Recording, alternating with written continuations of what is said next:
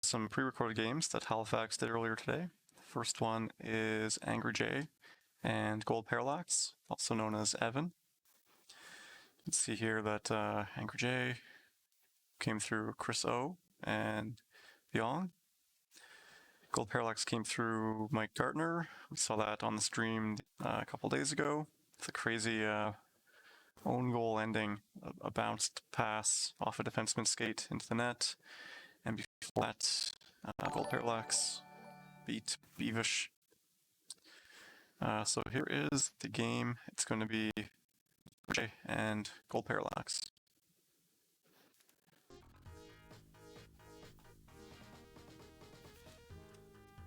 SoCHEL 94, the SoCHEL distancing tournament, played for the Mario Lemieux Foundation, and this is a championship round of 16 match. Sorry, pardon me, a quarterfinal match between Angry J and Evan.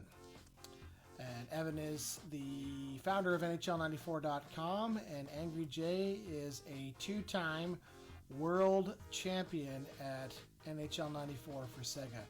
He has played in all 4 King of 94 tournaments. The first tournament he finished 3rd. The next 2 he won, and then last year he lost in an incredible 7-game series against King Raph. If you haven't had a chance to watch that one, you should Google it and watch it, because that was some of the best NHL 94 I've ever seen, that series. So, we are in this quarterfinal matchup, and Evan is using the Bruins, and AJ is using the Vancouver Canucks. So AJ will be at home this game. Or so, pardon me, the Bruins will be at home this game for games 1 and games 3. So AJ's making a couple of quick changes there for his line, and looks like perhaps... yeah, he's good to go. Evan is good to go. And so here we go in game 1 of this quarterfinal matchup between 2 wonderful people. Just like that. Wow, Evan has started off with a one-timer 10 seconds into the game. This is a good start for Evan, because most people would say that AJ, maybe everyone would say AJ is a heavy favorite to win this series. And win this game, win this series, and perhaps even in a 2-game sweep. But I mean, Evan is going, he doesn't care. He's just going to play and see how he does. So I mean, he's got a 1-goal lead right now. AJ back the other way with Ronnie circling around. Nice one-timer by Bure, and it stays out.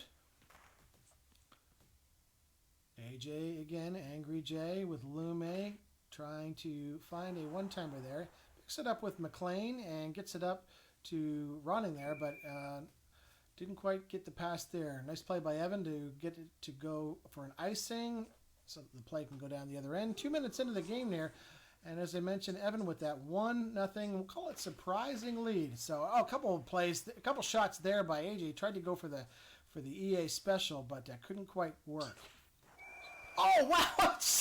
A slap shot from Ray Borg from outside the blue line, and he makes it 2-0. Is there something that Evan knows about AJ that we don't? Because he's showing it here. This is amazing. It is 2-0 right now, and Evan is showing his stuff with the Bruins. Skating around with Oates, and he tried to get a rebound there, but it didn't quite work. Evan back again. He gets cross-checked there by AJ. As AJ picks it up with Bure and lost it, but Bure has it back again. Pavel Bure skating across. A quick shot there. A nice save by Andy Moog as Evan took control of the goalie. And a one-timer. Oh, he had the one-timer in front of the net. And there it is anyways. He gets it 3-0. Wow, it's 42 seconds in. And I guarantee you that anybody who knows these 2 players would not have predicted this. Nobody would have bet on this. It is 3-0 right now that Evan has the lead in this first game of this series. This is incredible. AJ trying to get on the board here, but you know what? You're playing against a two-time world champion. I really don't know if this is going to phase him too much. I've seen him come back in 3-0 down 3 before in other games. So, but you know what? Give Evan a credit. If there's anything you want, if you had told Evan at any point in the series he'd have a 3-0 lead, he wouldn't have believed you. I'm sure that he would tell you that. So good start for him, and he is playing really well right now. Wouldn't this be something if we saw an upset? This would be the biggest upset that perhaps you've ever seen in NHL 94. Okay, well, here's Courtnall for AJ, and he scores, and he makes it 3-1. So, of course, we knew AJ had to get on the board at some point. It's pretty impossible to keep him off the scoreboard, and I think Evan knows that too. It's just trying to contain him to so many goals. So, we'll see how many he can contain him to. And there he gets. He gets a goal back. It's 4-1. He regains the 3-goal lead here in the second period. Evan is not backing down at all in this game. Here comes AJ, and he gets it right back. 4-2 with Bure. Nice play there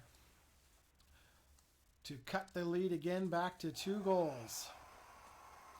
There's Evan. Is he going to make it 5? No, he loses control of it there. There's a dive out front, and wow, the goalie was knocked out of the crease there. But good thing for AJ's. He was able to pick it back up and take it down again. AJ gets dumped there by Ray Bork. Bork, is he gonna? I was wondering if he was going to try that slap shot from the blue line again. It seemed like he was thinking about it. There's AJ. He scores, and he makes it 4-3. He is turning it back on. He's turning the Jets on now. And this is the AJ that we all know. Angry J, 93. He explained to me once the Angry J 93. It actually has nothing to do with NHLPA 93. But I actually can't remember specifically what it was for. But it has nothing to do with the video game. So, anyways. 4-3 here for Evan over Angry J at the moment. And again, Evan still has the lead in this game, something that he would gladly take if anyone had told him before the game that he could have at any point. So good for him, and we'll see if he can continue on here with this game. So with this lead, rather. AJ skating it out with it there, and I think he just got too far. He tried to get it up to his defenseman, but it didn't quite work. So 4-3 still. Face off in the end zone there. AJ wins the puck with Ronning coming up. Along the board, stops, and he gets knocked over by Bork, and Evan takes control again. Evan putting it up to Don Sweeney. Sweeney stopping, tried to get it in front of the net. AJ read that nicely, and there's a dump in the play there. Time is winding down, and it is going to be a 4-3 lead heading into the third period. So this is what Evan wants. He wanted a lead, and we'll see if he can hold on in the third period. Here's AJ with Burry, and a nice backhander goal there. Wow, did you see that? That quick flick with the puck there. Nice backhander, top corner, ties it at 4. And AJ, you got a feeling that he's just going to probably get another one here, because he's just, once he gets on a roll, it's hard to stop him. He's looking for more. He's got Ronning in behind. Evan kind of slows it down for him, though. Evan's got dumped a couple times there picking up the puck. Oh, here's Burry, and on a break, and a nice play there as he, by Moog, as Evan was able to save that, and Evan now trying to make his way back into the zone.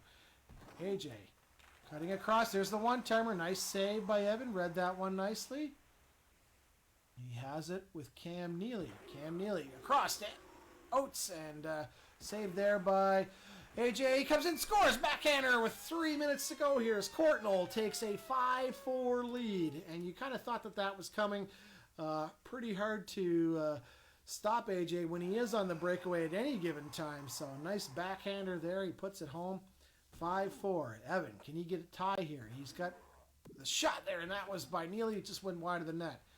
Here comes Angry J with Lume. The one-timer, nice play, but Evan also read it quite nicely with Andy Moog. 2 minutes to go. Evan had the lead in this game. He's lost it, and he needs to get one to tie it to force at least an overtime if he can. More, perhaps maybe even come back and win. There's still 2 minutes. Lots of time to get a couple goals here. But he needs one goal for sure. Oates in. Maybe this is it. No, he gets knocked behind from Bure. Bure coming down, puts it across, tried to get it back to Bure, and that didn't happen. Evan gets dumped. Here comes Bure. Uh-oh, score 6-4. And that is Bure's fourth goal. He is just hard to stop on those breakaways. He is too fast. He is too skilled. And he is now up by 2. It is 6-4. Time is winding down. He went in behind the net just to try and eat up a little bit of time there. Here comes Evan with Neely. 28 seconds. He needs to get one here. This needs to be a goal. No, he lost control of it. 15 seconds. AJ's going to skate it in. He's just going to kind of hold on. Tried for the one-timer, and that will be it for game 1. An amazing game by Evan. Certainly a 3-0 lead. We saw that slap shot goal for the Blue Line. Really like that one. I haven't seen that in a long time. But it wasn't enough. 6-4 for AJ, and we are going to go to a second game in this series. So that's definitely happened to me before. I've been leading Angry Jay, and he'll just figure out how to beat you as the game goes on. Let's load up game 2.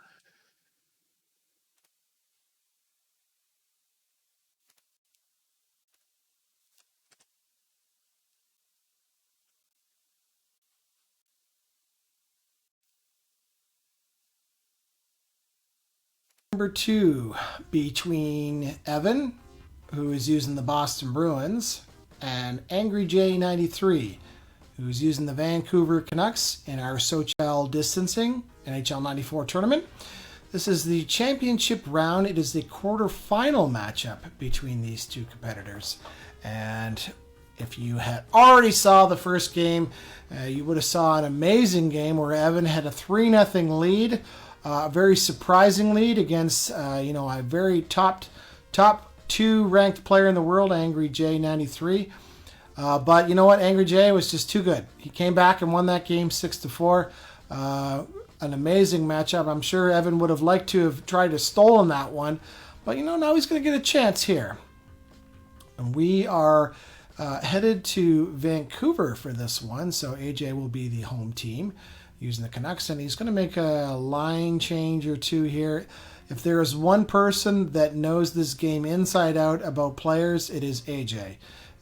You are encouraged to check out the NHL 94 forums because he has an entire list there of every single team in this game and a breakdown of all of the players. But you know what? It's Evan that broke him down as he has started up this game with a 1-goal lead. Just like last game, are we going to see a different Evan this time, So 1-0 for Evan as he gets on the board first, and AJ gets on the board second. So he tied it right back up again. So we're not even, barely even 30 seconds in, and it is 1-1. But as I was mentioning, though, if you can check out, it's called Building Lines with AJ. He just is a wizard when it comes to the knowledge of the players that he has in this game. Evan makes it 2-1 here, and this is what Evan really wants to see. It is we're not even 1 minute into this game. We might see we headed for double digits here. I don't even know, but just by all the goals that are happening. Here's AJ trying to get it up, loses control of it, and Evan has it now with Sweeney. Evan has had a quick start last game and another quick start this game to take the lead. AJ trying to get in there with the one-timer, didn't go, picks it back up with Bure, didn't go. Evan has it with Cam Neely now. One-timer scores, and it's 3-1. Wow. Oh my gosh, Evan continues to delight the crowds that know, because he is an underdog in this series, perhaps even maybe a heavily favored underdog, if you want to call it that, because AJ is just so strong in this game. But Evan playing amazing right now with a 2-goal lead. Try to get that slap shot off there with Bork, and that one's kind of sailed over top of the net. There's a one-timer, and somebody gets plunked right in front of the net. He had it there. Nice play by AJ to come out and just crash him with the goalie to knock him over. Here comes AJ with Lume there, but Evan read it nicely on the goalie control there, making a nice save with Andy Moog. Here comes Angry J. Slap shot, save there again by Moog. And he gets crushed into the bench there as Bure has it now. There's a slap shot, scores! 3-2. AJ with a nice shot from the slot there, and he is up 3-2 now. Or sorry, he's down only by 1, but Evan still has a 3-2 lead. Here is Evan with Bork. Puts it over to Neely. Dumped around in behind the net. Picked up by AJ. He has it now with... time is winding down here. Can he get the shot? If he does, he scores. And he has tied it at 3 with 4 seconds left in the first period. I'm sure he was watching the clock there because he knew he did not have much time. And the shot was there for him. He took it and he ties it. So just like that, AJ is right back in it, 3-3. Here's Evan now with kneeling. He gets dumped. AJ has it with Bure, puts it in behind the net. There's Running right out in front, scores! Nice wraparound goal there by Running. He circled right out in front of the net very quickly. Evan didn't have much time to react with the goalie there. And AJ tucked it in nicely to make it 4-3. There's AJ. He gets dumped there along the boards, and Evan has it. Evan is skating out with Juno now. Juno stops. I think he was going to try and cross for the one-timer, or sorry, for the slap shot, but lost control of it there. Now AJ again. AJ loves to go behind the net. That is a play that you will see from him very often because he is very good at finding players quickly to get a one-timer off. And Courtnall out for the period. AJ is going to make a change here. Likely Linden, I would think, is coming in.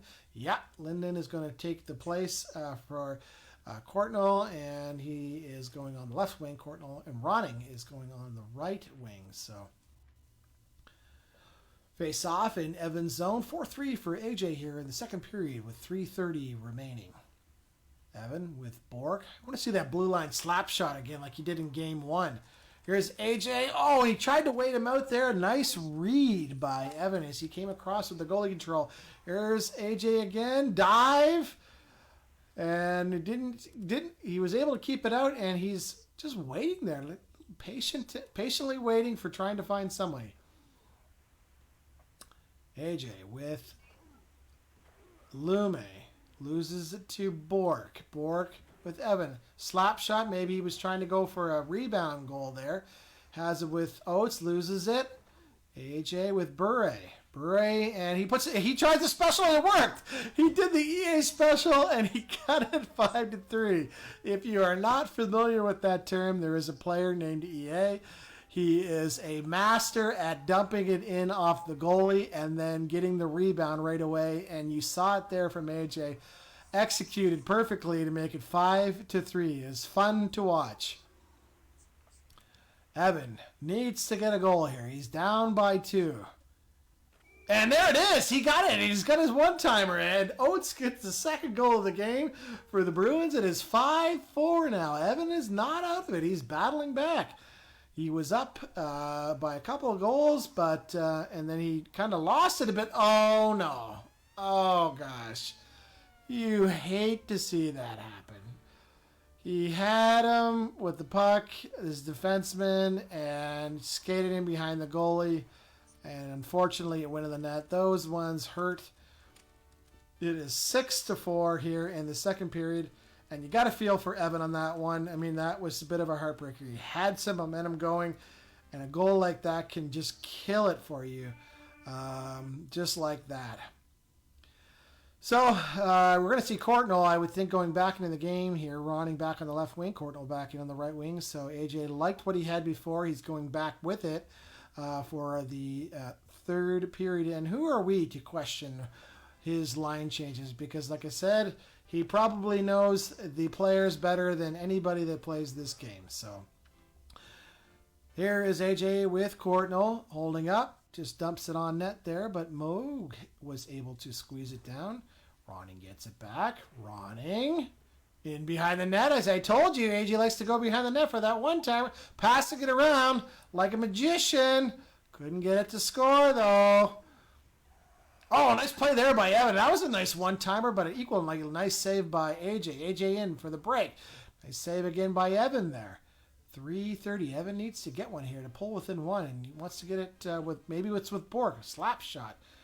Puts it in behind the net. Here's AJ with Courtnall. Courtnall, and he gets crunched along the boards by Ray Bork. Bork, one-timer. Oh, what a save there by McLean. That was a real nice setup, too, by Evan. And it didn't go for them, but, I mean, you can't ask for much more than that one. So here's AJ, and he has it with Ronning, but couldn't get the backhander on that one. Still 6-4, 2 minutes to go here. And Evan really needs to get one soon. One-timer picked off by Ronning. Ronning circling. And he gets his seventh goal of the game there. That's a fourth goal for Ronning. AJ with a 7-4 lead. And you have to think that that is probably the nail in the coffin. Oh, maybe not. No, it was a nice save there.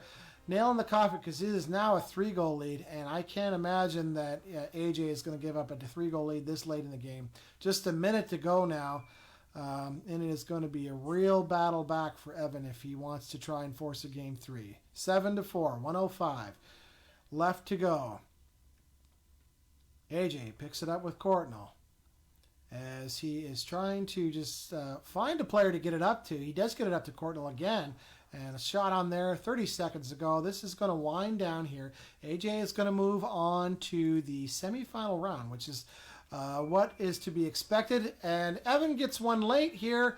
Perhaps a bit of pride for Oates. Give him the hat trick. Make yourself feel good. Talk to you about your kids. That you played 2 excellent games in June of 2020 against Angry Jay. Couldn't have played them any better. Hats off to Evan. But he is now eliminated from the tournament. And Angry Jay is moving on to the semifinals.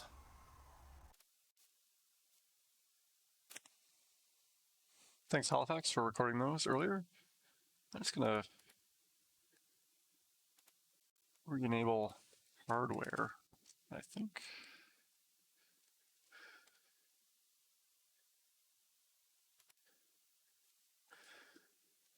Well, look at that in between games.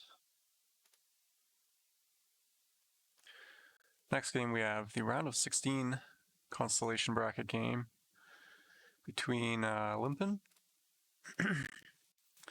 and 70s Lord.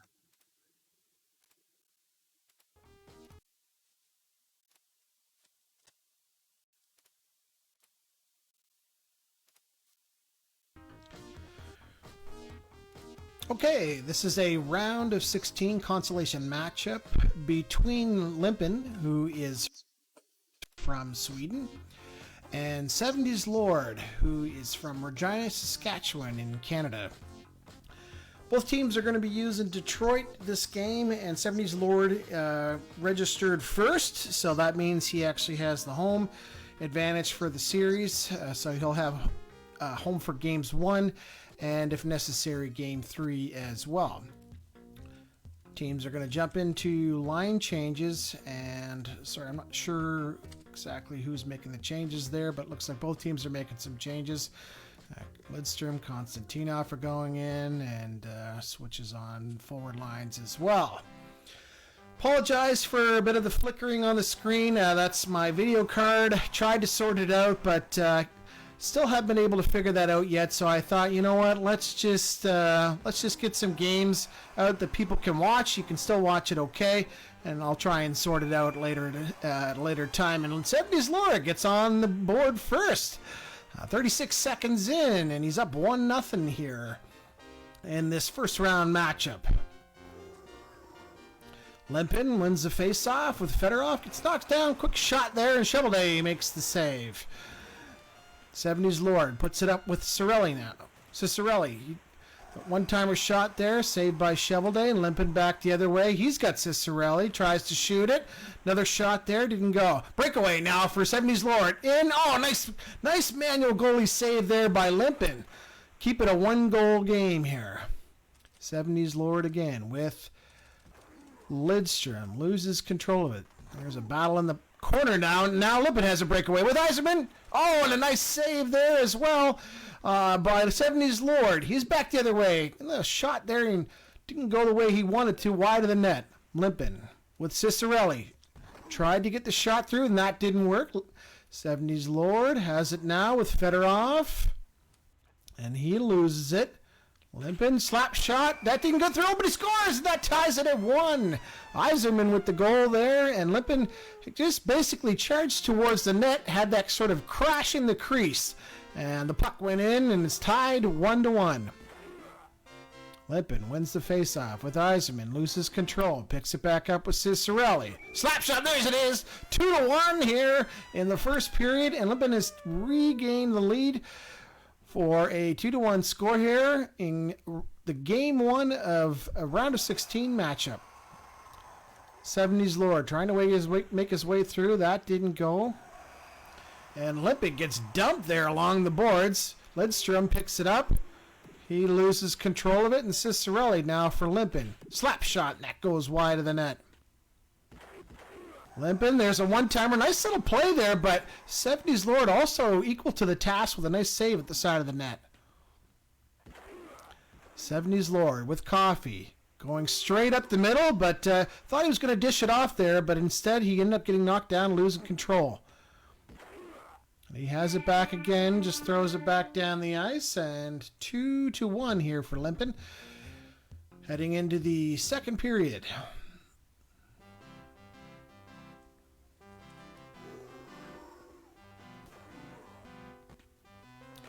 Lippin loses control of it, just shoots it down the ice there. This might be an icing. It is an icing. Geez, you end up picking it up almost at the red line there. Face-off won by 70s Lord. He has it with Lidstrom, the backhander. That goes wide of the net. And he gets a ripper there with Fedorov, and that ties it at 2.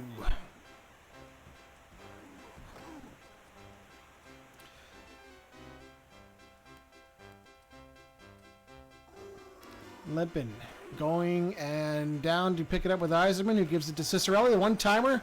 Save there by Chevelday. Back the other way. Here's a break. And lost control of it there. But he regains it again with Cicerelli. 70s Lord, the one-timer. That didn't make it through. Now he has it with Lidstrom. Gets dumped. Cicerelli for Lippin. Shot. Nice save there by 70s Lord. Took control of the goalie. Here's Lippin again, though. Another shot, and that didn't get through. 70s Lord tried to back pass there, but there was nobody to pick it up, and so he's going to have to start again here. There's a shot by Cicerelli, and that didn't get through. And Lippin gives a nice cross check to the face there in the corner, and he picks it up. Cicerelli didn't get his shot through. 70s Lords. Somebody looking to try and break the tie here. Has been kind of going back and forth. Nothing been getting through. Here's Eiserman. Loses control. There's a shot, and that's sails over the glass. 1:37 here in period number 2. And it is tied at 2. Lippin with Cicerelli. Loses control of it. 70s Lord trying to bring some pride to Saskatchewan and see if he can move on to the next round. 70s Lord wins control. Shot. There's a save. Puck's out in no man's land right now. Nobody was picking it up there for a little bit, but Lippin has it now with Fedorov. Oh, and a nice one-timer there as he got it over to Eiserman. Snuck it in the corner. 34 seconds left here in the second period, and he has a 1-goal lead. Lippin with Fedorov. Has it with Eiserman. And he's just kind of circling around with it, going at the net, and he scores! 4-2 with 2 seconds left in the second period. A 2-goal lead, and Lippin is starting to take control of this game now. Lippin, one of our few remaining overseas players left. There is a couple of... we have 3 Europeans playing still. One of them in the Super Nintendo bracket. That's M. Bison. He's in the consolation bracket. And Ty76 is from the United Kingdom, who told me the other day that he hopes he doesn't disappoint the queen. So see how he moves along. Here's 70s Lord looking to try and get one back here. He needs to get one to at least make it a little bit closer. There's a couple of chances. A nice save there by Limpin as he stacked the pads, covered the net, and didn't give him much at all. Limpin gets him a nice cross check there. There's 70s Lord, picks it up, loses it though. As Limpin has with Cicerelli, shot scores, and it's 5-2. A 3-goal lead now here in the third period, and you have to wonder if 70s Lord is going to have a chance to come back, because it seems like Limpin is just taking control. He's been making the saves, making some nice plays, and he leads 5-2. And he's back at it again with Iserman. Puck gets dumped down the ice there. Not going to be any icing as Limpin comes out to play it. Gets it up to Fedorov. Fedorov looking for a pass. Couldn't get it to anyone there. 70s Lord, 2 minutes to go. Needs to get a goal here soon. Is this going to be it? Nope. Breakaway now for Limpin. Score! 6-2. And now with a 4-goal lead with just under 2 minutes left, you have to start thinking that this is probably it. We may be looking towards game 2 with Limpin with a 1-0 lead. 70s Lord with Cicerelli. Now he's got it with Lidstrom. The slot there didn't get through. Limpin back with Iserman. Holding on to it. Cutting out front. Oh, and that hit the post. How did that one not go in? It looked like a sure goal. He's backing in again with a breakaway. Tried the one-timer there. Now 70s Lord with Iserman scores.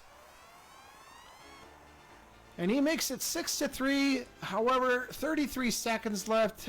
Pretty much game over now. Just playing for a little bit of pride. And we'll see what happens heading into game 2 between these two. But Limpin will be going up 1-0 in the series. And 22 seconds. They'll just play out the remaining of the game. But Limpin will have home advantage now in game 2.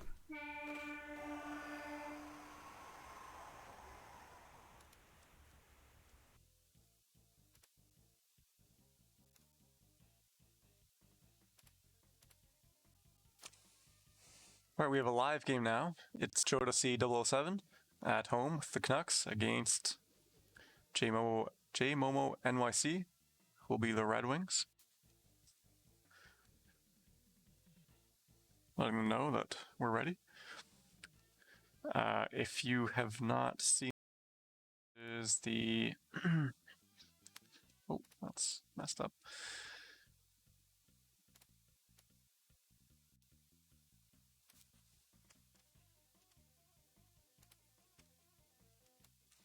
You can buy this portrait put together with perler beads made by King Raph. Hold on.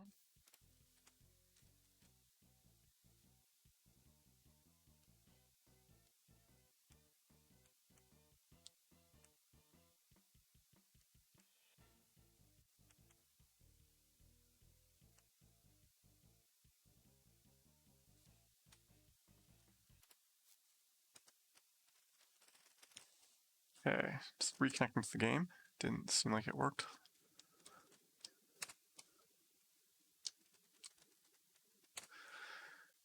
And the game we're going to watch is this one here.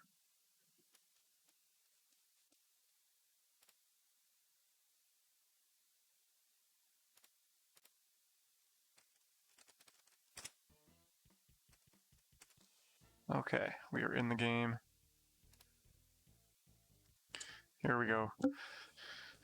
Pt.5 as the Canucks. J-Momo.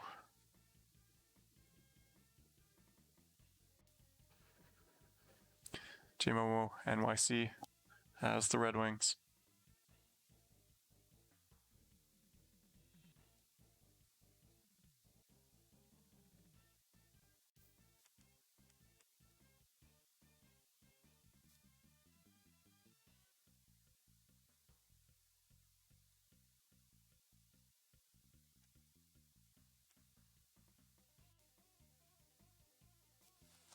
Okay, I think it's working.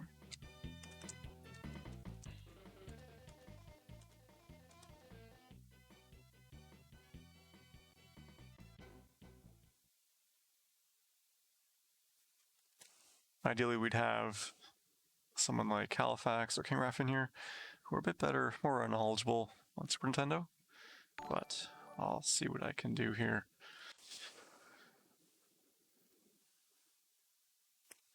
Detroit was ranked higher in the list, so that's why J-Momo is the away team. Both of these teams are not very big teams, so they're better on Sega. They're lighter teams, which is advantageous on Sega. Here they're more, I guess, speed-based. They're not going to be as good at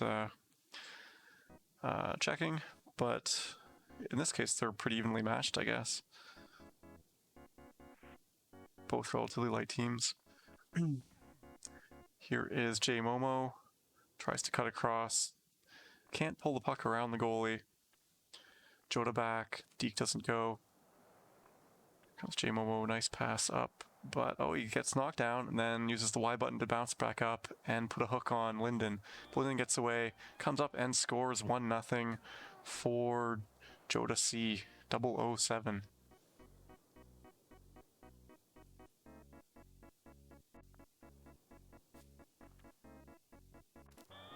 Here he comes again. Another goal, both by Linden.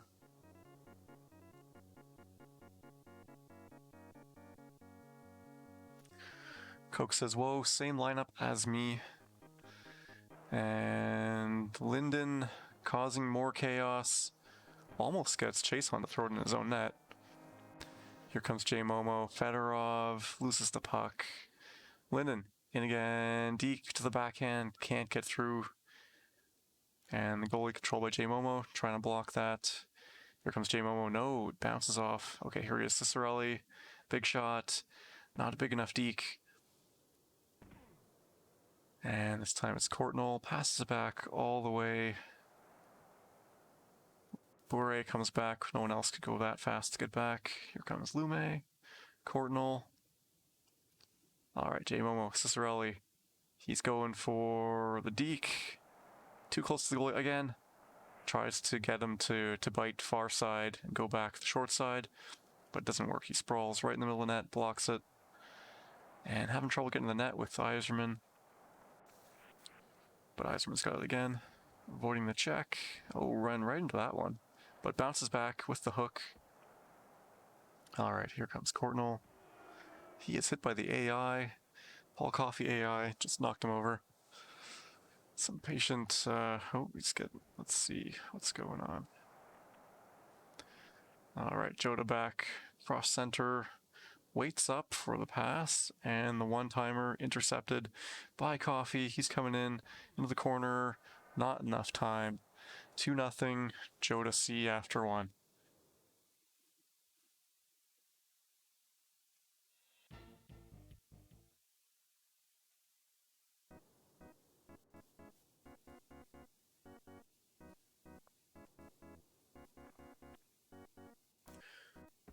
Pass misses Yzerman.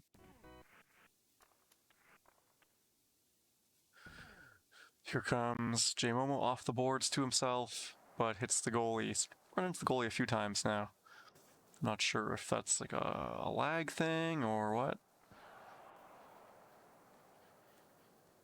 He's got it. Quick pass, but it doesn't go to anyone. Here comes Linden again. 2 goals. Knocked over from behind. Totally legal move in this. No penalties on. Bourret in. Nice pass to Linden for the hat trick. Let's get the instant replay. This replay is kind of laggy today. Not sure what's up with that.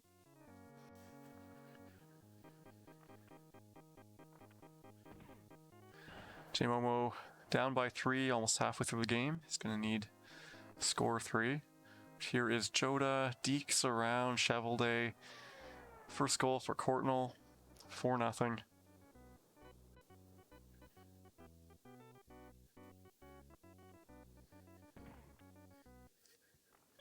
And there is a goal for J-Momo. Back to within 3. Still more than half the game to go.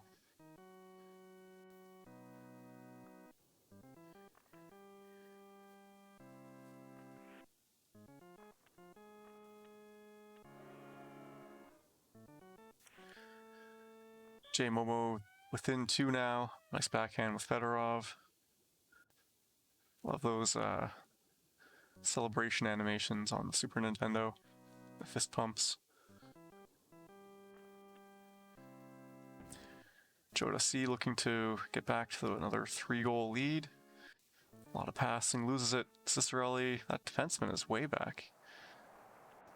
Oh, passes it. They both passed it up accidentally. Here comes Chason.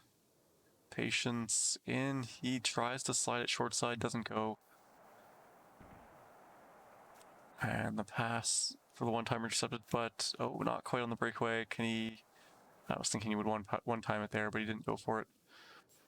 Cicerelli, or not Cicerelli, Linden for Jota. Try to pass into the corner, maybe a give and go, didn't work. Iserman cuts right into, who's that? Lidster, oh, Didick, I guess, Didick. That's right into Diddick's elbow. Comes Chason, cut off. 2-goal lead now. J Momo slightly pulled back into this.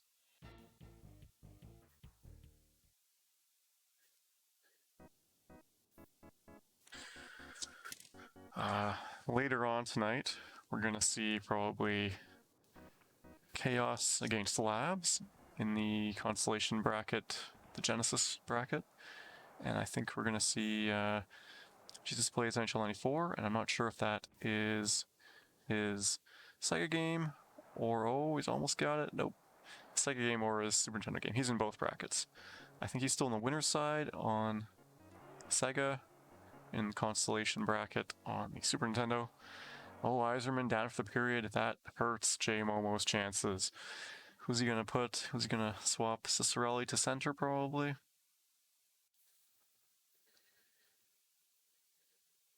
He's taking his time. Sean, is he confused about who was injured? Am I confused about who was injured? I thought Iserman was hurt. Okay, here's what he's doing. Drake in for Iserman, and then move to the wing. Cicerelli at center.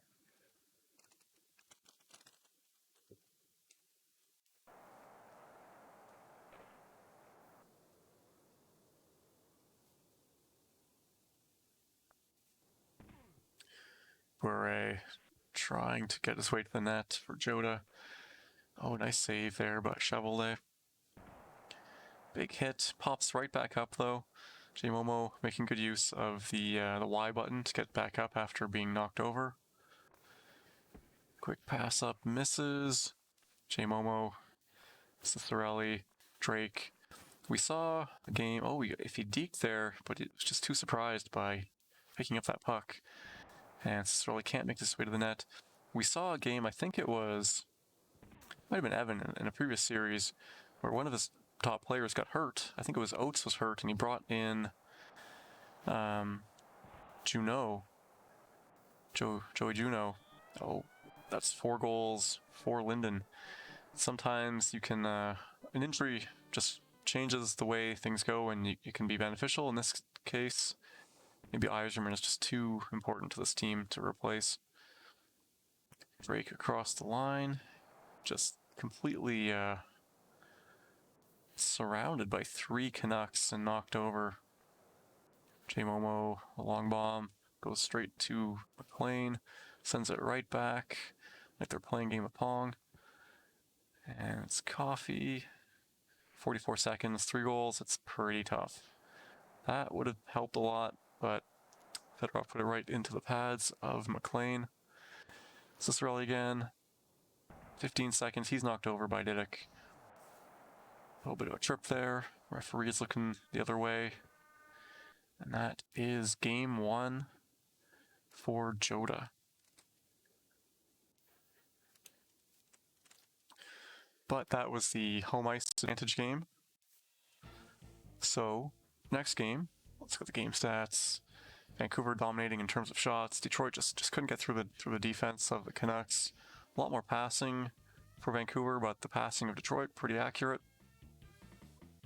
Way more one-timers. I think with Detroit, you really want to get those one-timers. Vancouver, faster team. Maybe you want to see more breakaways or dekes. Linden at center is a good choice for one-timers. He had a bunch that game. Or I guess he had 2.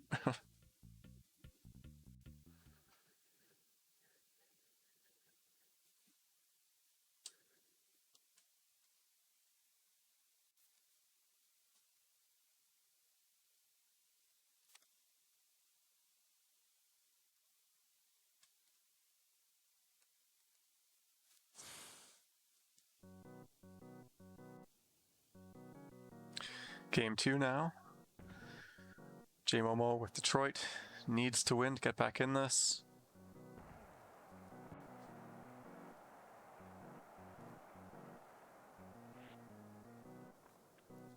Taking a quick look to see if there's any more games to play. Nope.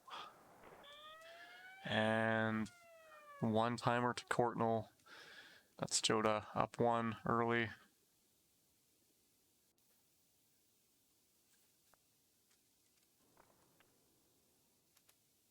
Here it comes again.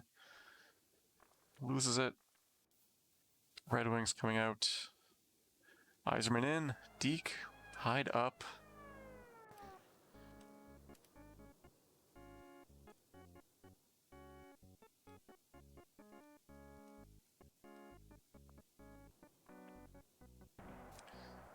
J-Mo was Linden taken down. Oh, takes 2 shots. Both hit the post. Here comes J-Momo with Yzerman knocked over before he can get to the front of the net. Before he picks it up, back the other way. Also knocked over. Here come the Red Wings, 2-on-2. Nice one-timer. I think that was a manual goalie save. Good job by Joda, but J-Momo comes back again. Yzerman with the backhand deke.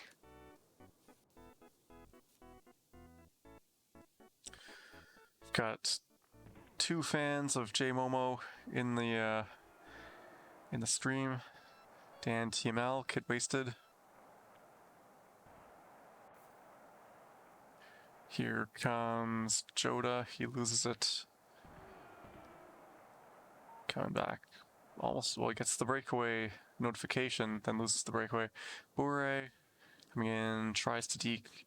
Big double pad stack by Shovel Day.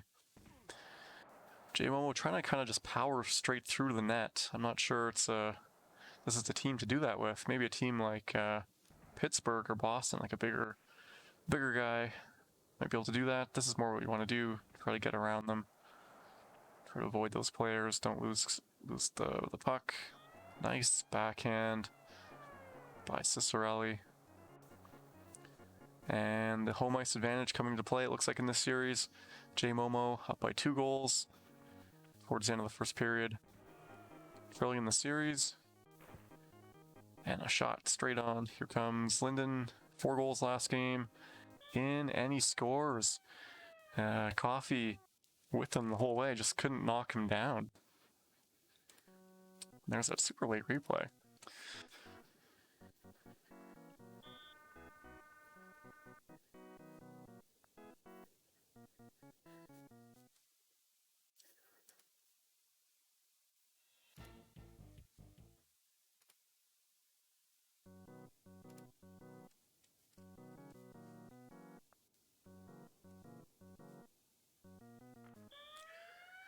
But it's already tied up.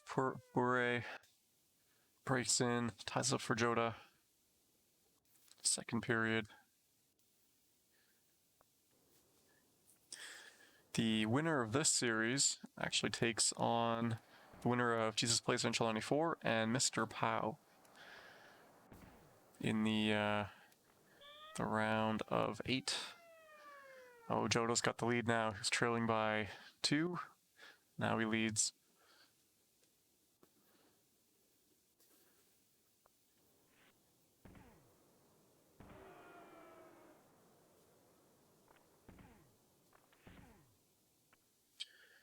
J-Momo can't avoid Didic. Didic taken down by not Fedorov. Fedorov gets the puck though. Can't beat McLean. Here comes Joda.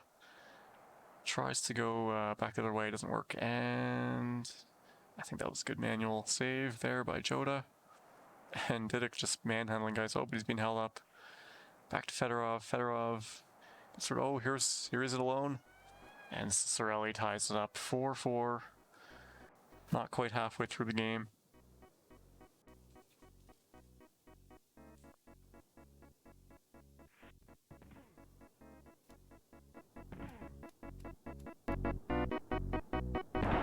Increased the game volume. It was kind of low.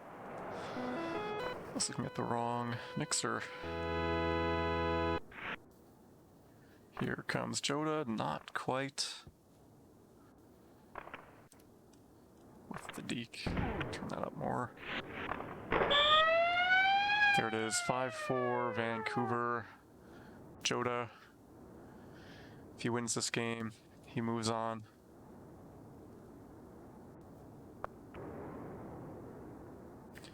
In again. Backhand doesn't. He looks like J-Momo went for the hold but got the puck, and the nice dive to safely corral that icing. Almost a 2-on-none there, but the puck goes straight through to Chevelday. Iserman didn't want the puck. And Sorelli gets it back. What can he do? Circles around and just circles right into Bure.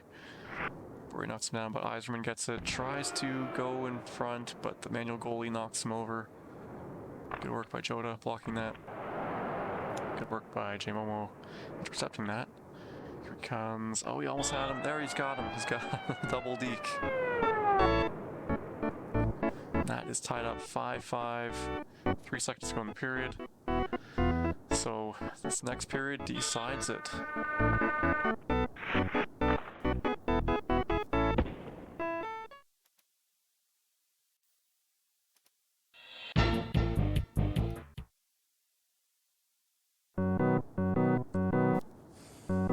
Alright, next, well, whoever wins this period wins the game. And if Joda wins, that is the series. J-Momo trying to use that home ice advantage to win this game. Take it back to Vancouver for game 3.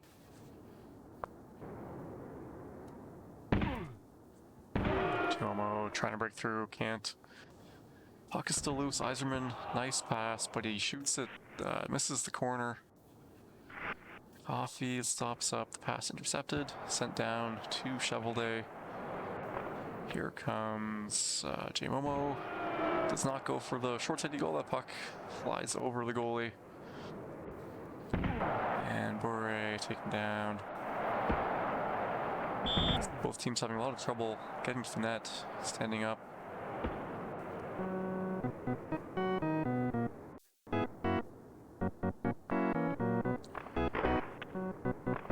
Slow shot there by, is that Lume?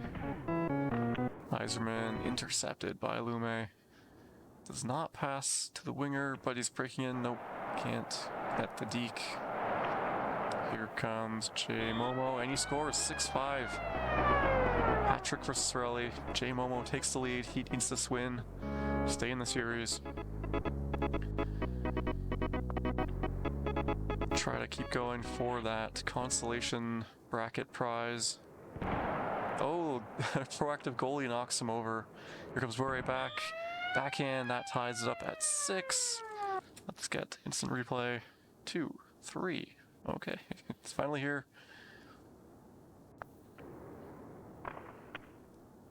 Fedorov in for Jim. Oh, nice move there, but he gets plowed over. One-timer. Goalie flips it. Doesn't make it out of the zone, but Lume picks it up. He's in. He gets plowed by Chason. They're just both going straight for the goal. That almost slides in. Breakaway. Bure scores. Joda takes the lead back. Deathrock saying down to the wire. You can do it, J-Mo. It's going to be close. 1 minute to go. Oh, it's Bure breaking in. Oh, he hits the post. So here comes J-Momo. Or Iserman knocked over. This is bad news for J-Momo. He's got, nope, still hasn't got the puck. Linden again, being held up Can he steal it? 10 seconds to go. He needs to steal his puck. Oh, the hold blocks the pass. Can't pass it in time. Refs let it happen. No penalties. No offsides. He just shunts them into the goal. Okay. And that's the series. That is 2-0 for Joda. Shots much more even game. I mean, it went 7-6. Let's see what else here. Vancouver not with many passes this game. I think it was the reverse last time. Detroit still very good passing accuracy. More checks for the Canucks.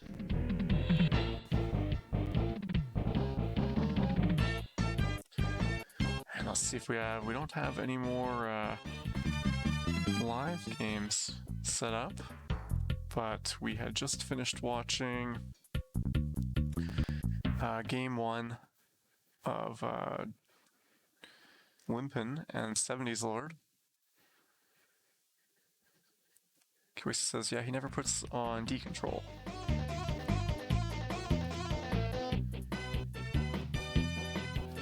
Alright, let's find the next Limpin 70s Lord game. Let's grab that link.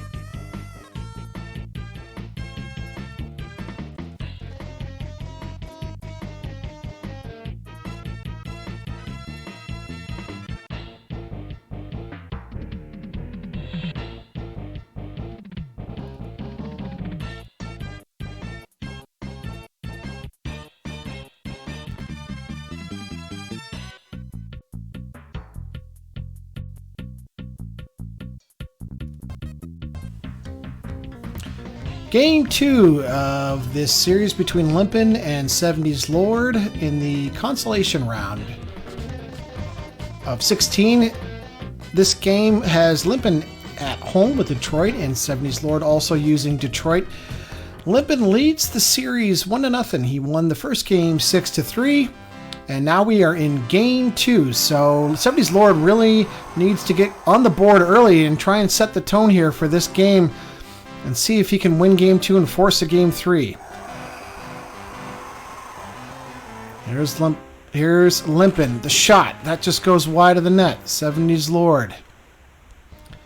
Down with it with Yzerman. Circling around. Going to go back in again. Gives it back to Coffee. And he loses control of it there. Here's Limpin with Fedorov. And there's a shot. And Limpin gets on the board. 1:18 into the first period here, and he takes a 1-0 lead. Not the start that 70s Lord wanted, but let's see if he can come back and make it tie. Here's Limpin again. He's got another one, and there's another one-timer. It is 2-0 now. He found Fedorov in the high slot there. The one-timer, 2-0. Not much 70s Lord could do on that one. Nice play. Limpin coming back, looking for more, and he's got 3. Oh boy, this could be over quick. We are not even 2 minutes into the first period, and Limpin is really taking control of this game. Here he is back for another one. Oh geez, that shot just went wide of the net. Limpin with Fedorov coming in, scores and makes it 4-0. Fedorov with the hat trick. It is 4-0 now, and oh boy, Limpin is really running away with this one. This could be a mercy rule game. So in this tournament, if you're up by 6-0, regardless of the period, that is the game. Limpin back again. Nice save there by Chevelday. Here comes 70 Lord. Just trying to get on the board there. That deke didn't go. And he picks it back up again. Chance for a one-timer. I don't think that was who he wanted to go to. He saw someone on the side of the net there, but ended up going back to the point. Here's Limpin. Loses control of it. But he picks it back up with Iserman, trying to make his way back through. He gets it with Fedorov now. Iserman scores. It makes it 5-0. Oh, boy. We are 4 minutes into the first period, and it is 5-0 for Limpin. And I have a feeling that the mercy rule is going to come into play at some point here. 70s Lord really needs to turn it around. And there it is. A double hat trick this game. It is 6-0. And it looks like we're going to see a replay here. No replay. But that was the game. 6-0. And Limpin is going to move on to the round of 8 in the quarterfinal matchup. Oh, we are going to get to see the replay here. And it was a slap shot there. So, slap shot, not much 70s Lord could do. Really just one of those games where nothing went right for him. And Limpin will move on, as mentioned, in the quarterfinals.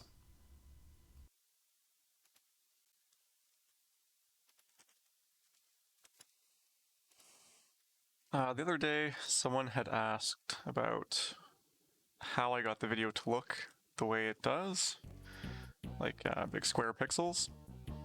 So I'll go over that now. So in F1, go to Settings and Video, and make sure bilinear filtering is off. If there's a video filter listed here, I think there's no way to remove it. Maybe you could use backspace. If not, you have to open up your retroarch.cfg file, find the filter, and set it to null, N-U-L. You'll see other options set to the same value, the null value. Just do the same thing to disable the filtering. You should turn off the emulator first, edit the config file, start it over again. And then the other thing is to go to scaling. You turn integer scaling on. And the way this works is it makes sure that vertically your pixels are always an integer amount. So this is, I think, three pixels per game pixel. Make it smaller. It's going to go to 2. And then you make it really small. That's the original size. So this is 1 times scale, 2 times scale, 3 times scale, and 4 times scale. And the reason, or at least part of the reason I want to use 4 times scale, is that video encoders really like to use square blocks of either 4 by 4, 8 by 8, 16 by 16, 32 by 32. So by turning this on into blocks of 4, it helps out the encoder. You get better video quality. And actually, you can see the border around the video is arranged at just the right place so that the video or the game is at, it starts the top left corner of the game is at a multiple of 32.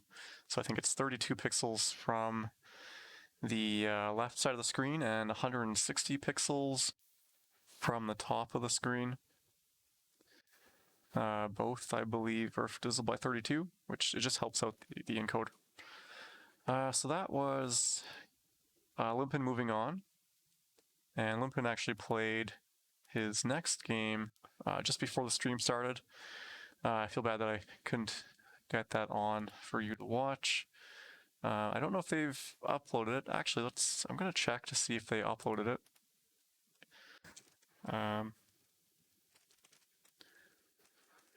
And if they have, I can show you that now.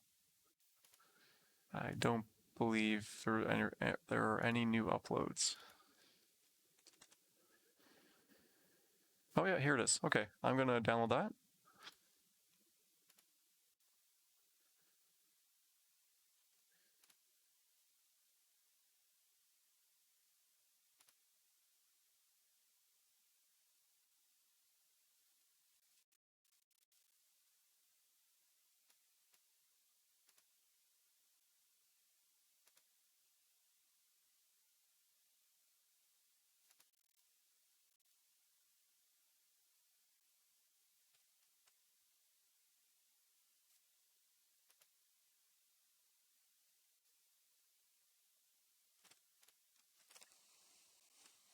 It's just downloading right now. Shouldn't take too long.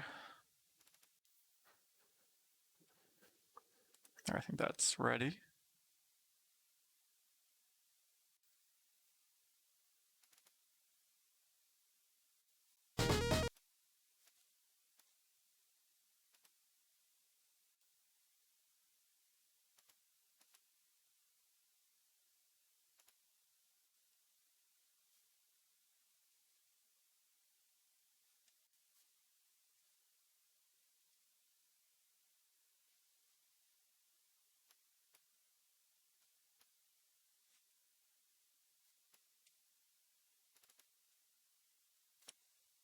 That cutout is where the chat usually is when I play a pre-recorded game.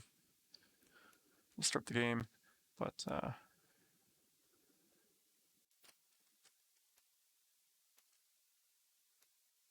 to fix that.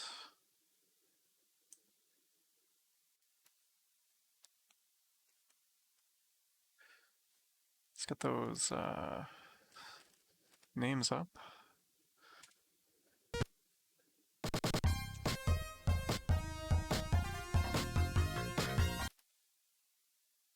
Oops, I closed the wrong thing. I closed the game.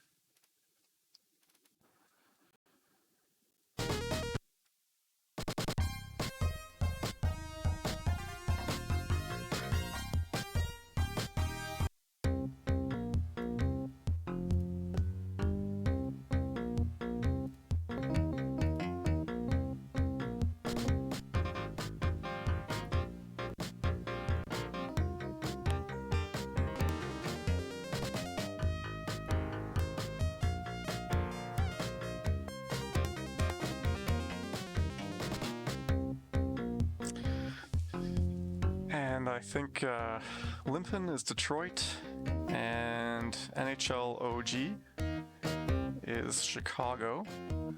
We've seen Limpin putting in Konstantinov on defense. I'm not sure what they're... Okay, he's got Cicerelli on the left wing to take advantage of his big right-handed shot.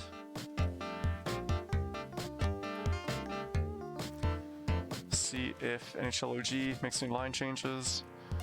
Not many changes on Chicago's. Might as well. I mean, Larmer's not bad.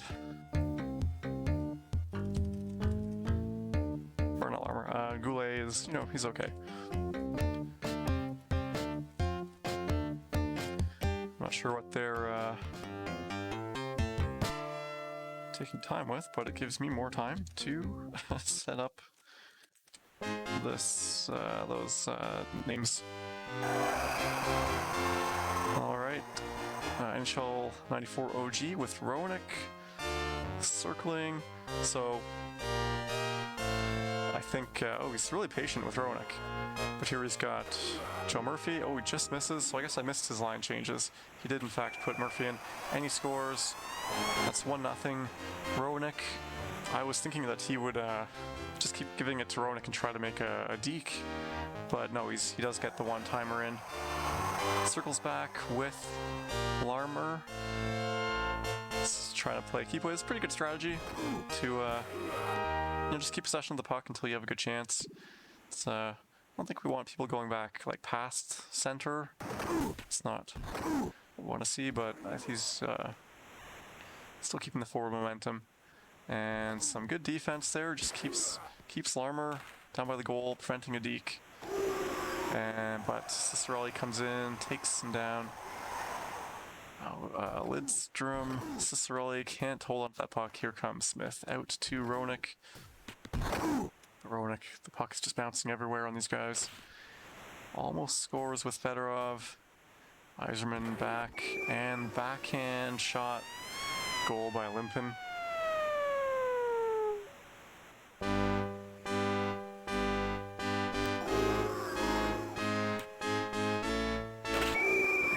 Yzerman just blasts one in.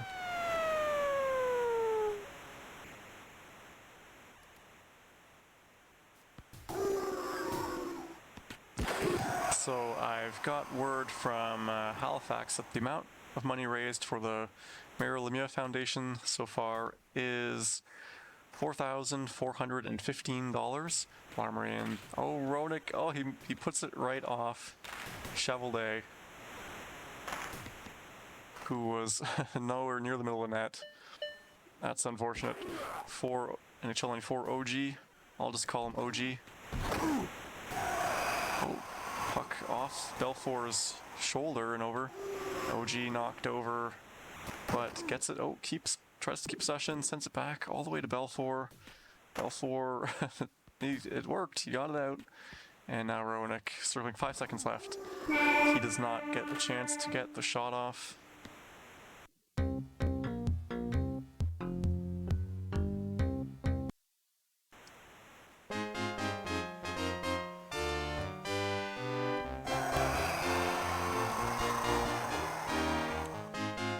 Here comes Cicerelli, a little bit too far to beat Belfour from there, despite how good Cicerelli's shot is.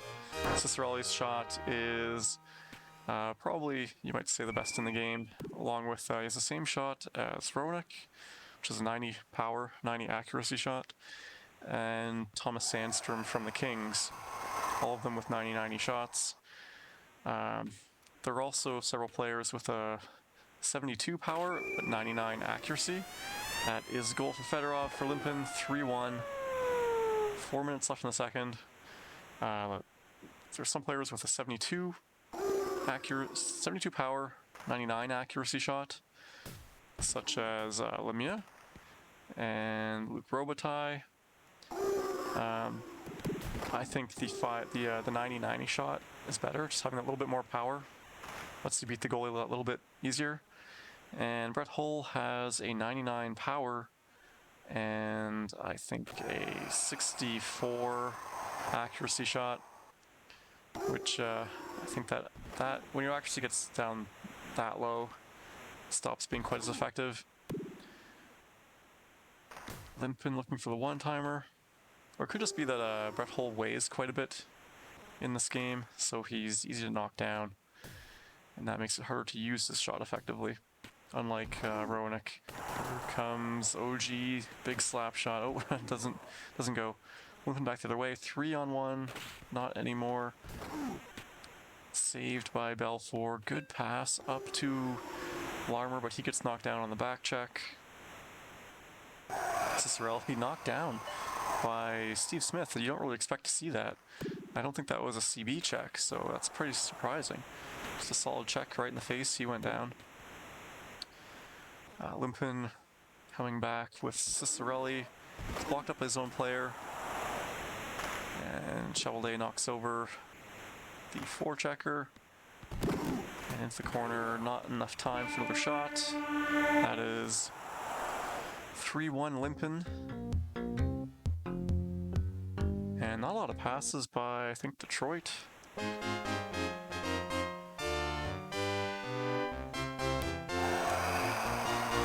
Dan, this is it's a recorded game, but being live commentated. So this was played just before the stream started. Unfortunately, I couldn't get here in time to stream this. So yeah, this just happened at about, oh, nice one-timer there to Lidstrom. Lidstrom's, for some reason, hanging out in the crease. Yeah, this was recorded, it was submitted around 7:30.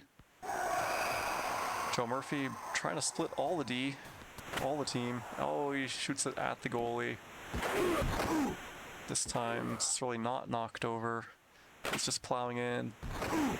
Shot not quite good enough to beat Chevalday from there, but nice one-timer by OG. That classic one-timer from the corner.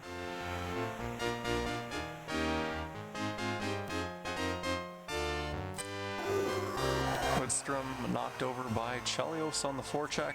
Oh, he sneaks it in. Great play, great forecheck. Let's try to get the instant replay. Instant replay, I've mentioned, is a little bit sluggish today. It shows up late. Or not at all, apparently. That time didn't even show up. Tied up, OG ties it up. Let's try the instant replay again. It is not working. I have an idea. I think I know why it's not working. I guess you can't have instant replay in 2 different scenes.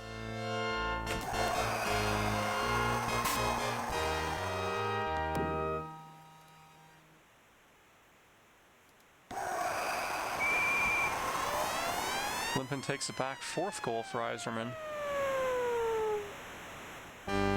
Delete that other instant replay. Come back to the original. Well, I know what's going on. The pre-recorded is on top of the instant replay. That's why it's not working.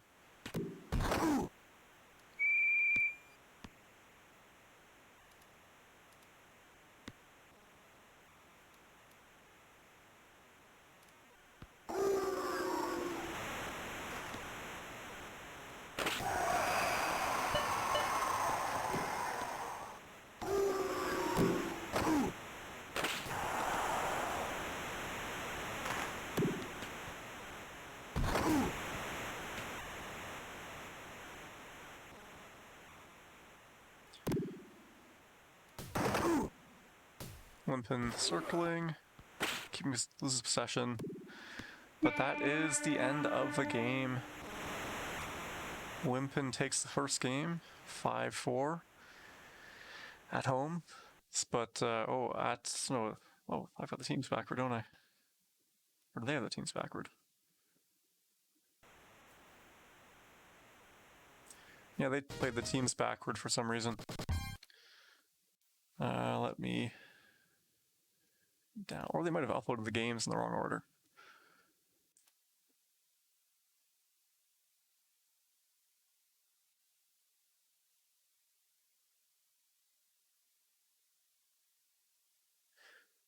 No, they're in the right order. They just played it wrong. Not sure how that happened. Next game now.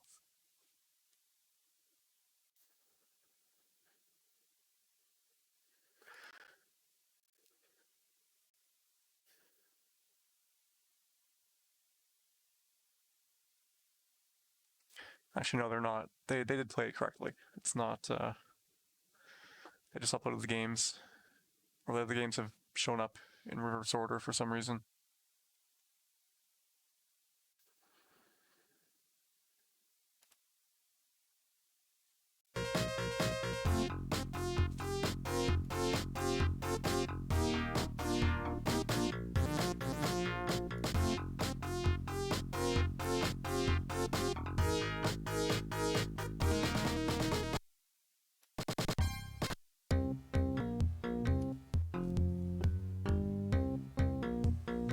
It's game 2 now. Well, it's actually game 1 between Limpin and NHL 94 OG.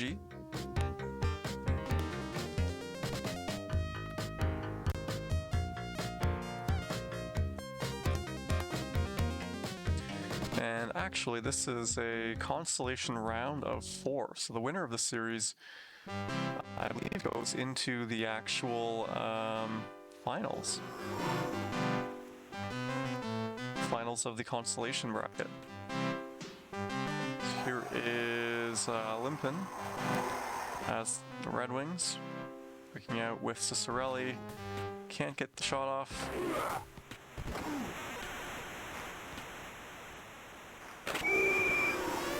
And Murphy for OG.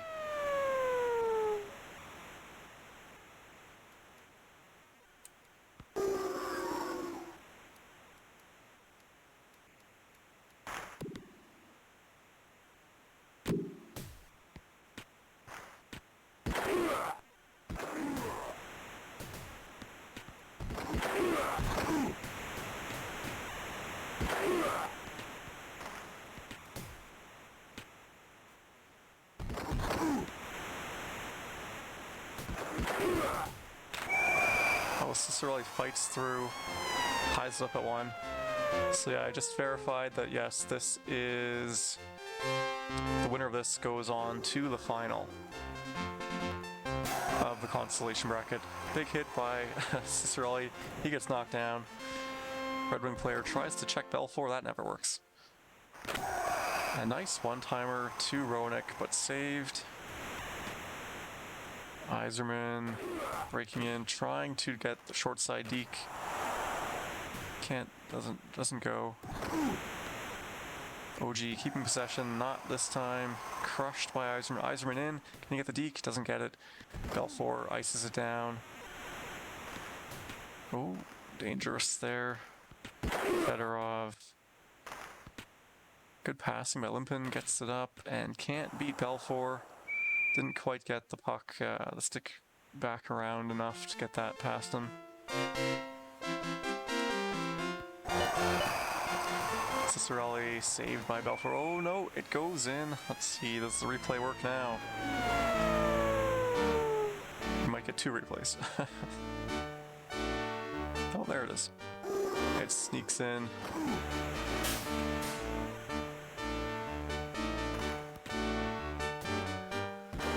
And Limpin can't get the shot off, held up. I've seen a few people now taking advantage of that hold button.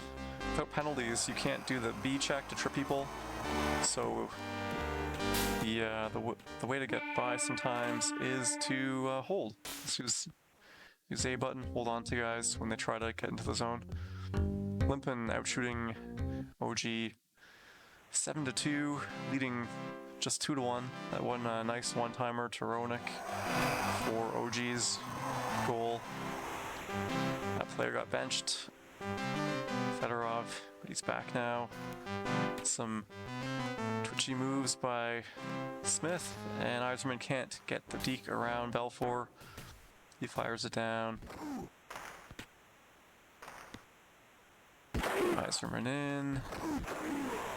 So if not for that puck squeaking through Belfour, it would still be tied up. Here comes Roenick, big save by Limpin. Limpin passing it up. Backhand does not get past Belfour. Alright, OG having some patience here. Pass goes off Chelios's skates and goal. Iserman, Limpin, 2-goal lead. Angry J asking any more matchups on tap tonight. I know that Chaos and Labs are playing at about 9:30.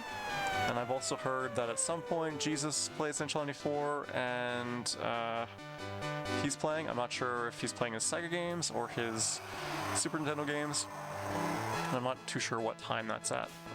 So I'm just waiting for word on that. We're hoping to get some word. But yeah, so many games were played the past few nights. There's really not a lot left to do now.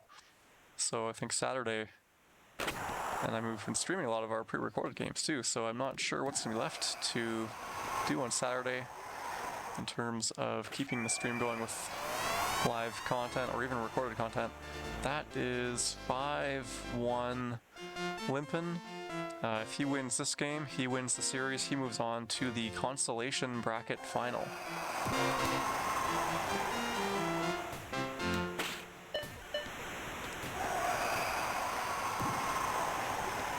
Roenick just terrorizing players who don't even have the puck. That's what he's good for.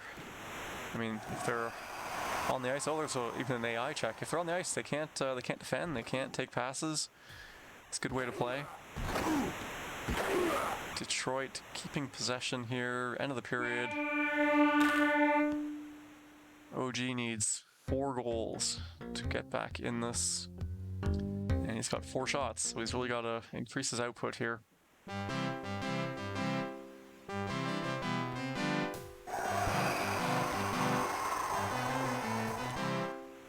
Cicerelli blocked up. Roenick into the corner. Can he get out for a shot? He doesn't come out far enough to get that past Chevelday. Oh, Belfour couldn't get that puck. Can he get it now? Nope. Fedorov comes out. Good save by OG. Nice passing here. Gets in the corner, but the pass isn't available for the one-timer. And, oh, double check. I don't get instant replay. We're not going to be able to get instant replay. There won't be a whistle. Would like to see that double check and instant replay. Limpin trying to break in. Oh, the double shot.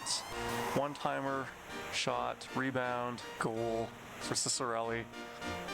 And the game discards the one-timer pass. Bit of a bug there. So 6-1. It's looking pretty bad for OG, down one game in the series already, but he's coming back 6-2, 2.5 minutes to go.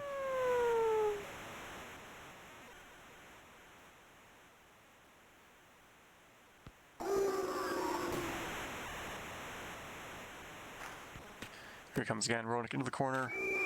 Nice one-timer. I didn't even see it coming. I was thinking he was going to skate right across, but Larmer head straight for the net and got it just out of the reach of Chevalday. Here he comes again. 6-3, trailing by 3. He needs 3 here. Big hold to upset Iserman's rhythm, so we can't get a deacon.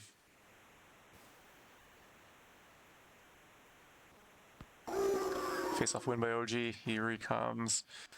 2. Here's the one-timer. Misses. He's got the puck again. Oh, the one-timer. The pass hit the net, I think. Iserman, 1 minute to go. Probably not enough time left for OG, but he gets the puck back. Here comes Chelios. Oh, he sends it way back. And it's the wrong way if he wants to score. It's not a lot of time left. Here comes Ronick. Nice shot, nice goal. 20 seconds to go. It's definitely possible to score 2 goals in 20 seconds. Even 16 is quite doable, but losing the face-off hurts a lot. He needs this puck. No, there's not enough time. That is 6-4 for Limpin. He won both games. This was actually the first game. I played them out of the order because they were in the wrong order in the upload form, I guess. What do we have next? I think I'll find another pre-recorded game that Halifax did earlier. This is going to be a Super Nintendo game between the Professor and Skunk Hunter 42. 16 matchup, Super Nintendo in the championship bracket. Let me just switch scenes here.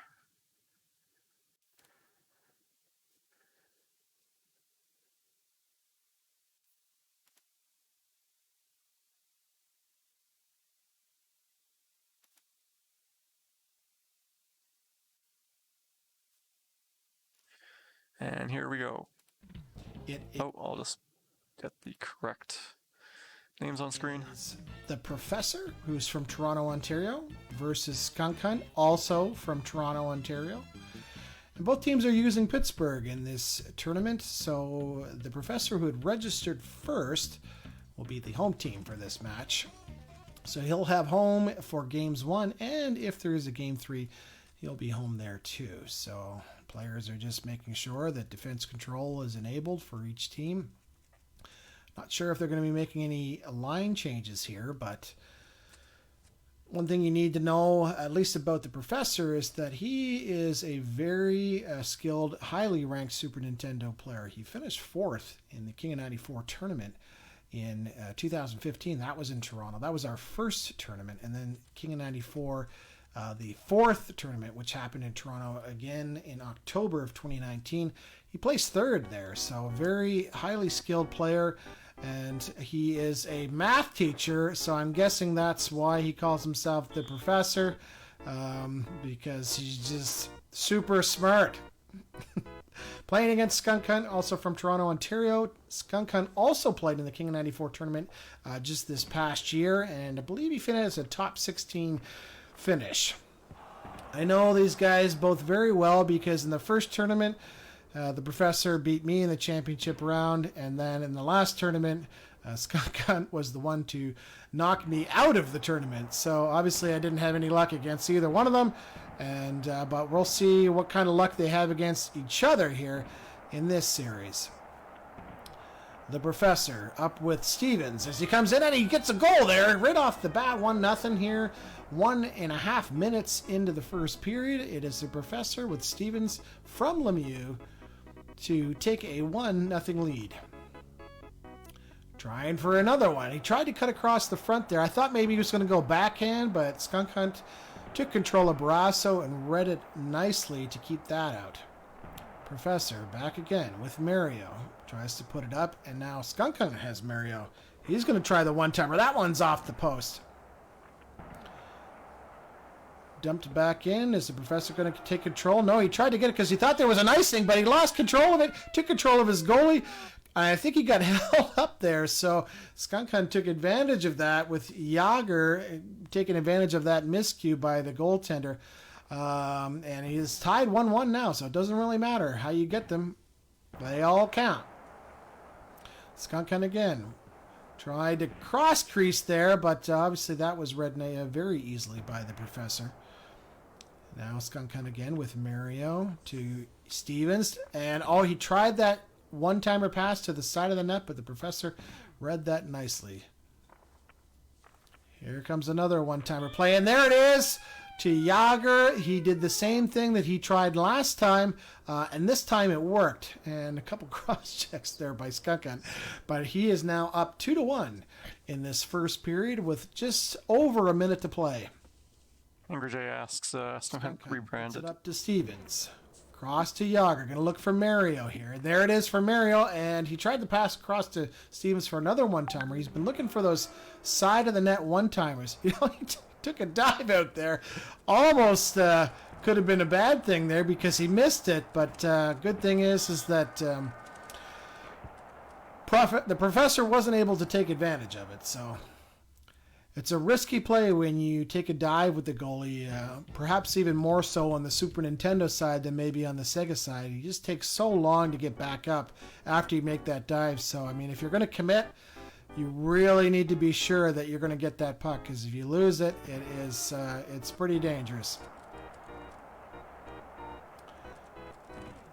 Here's the Professor. Tries a little deke there off the post, and you're going to see a lot, or hear a lot of posts in the Super Nintendo version as well. As just not sure why, but seems to happen quite a lot. One-timer play there by Mario. Easy save by Barrasso, and he's going back for another one. And there's a one-timer play to Yager. He sucked him over into the corner there. The Professor had the goalie, kind of sucked him out of his crease, and the net was nice and wide open for that one-timer play.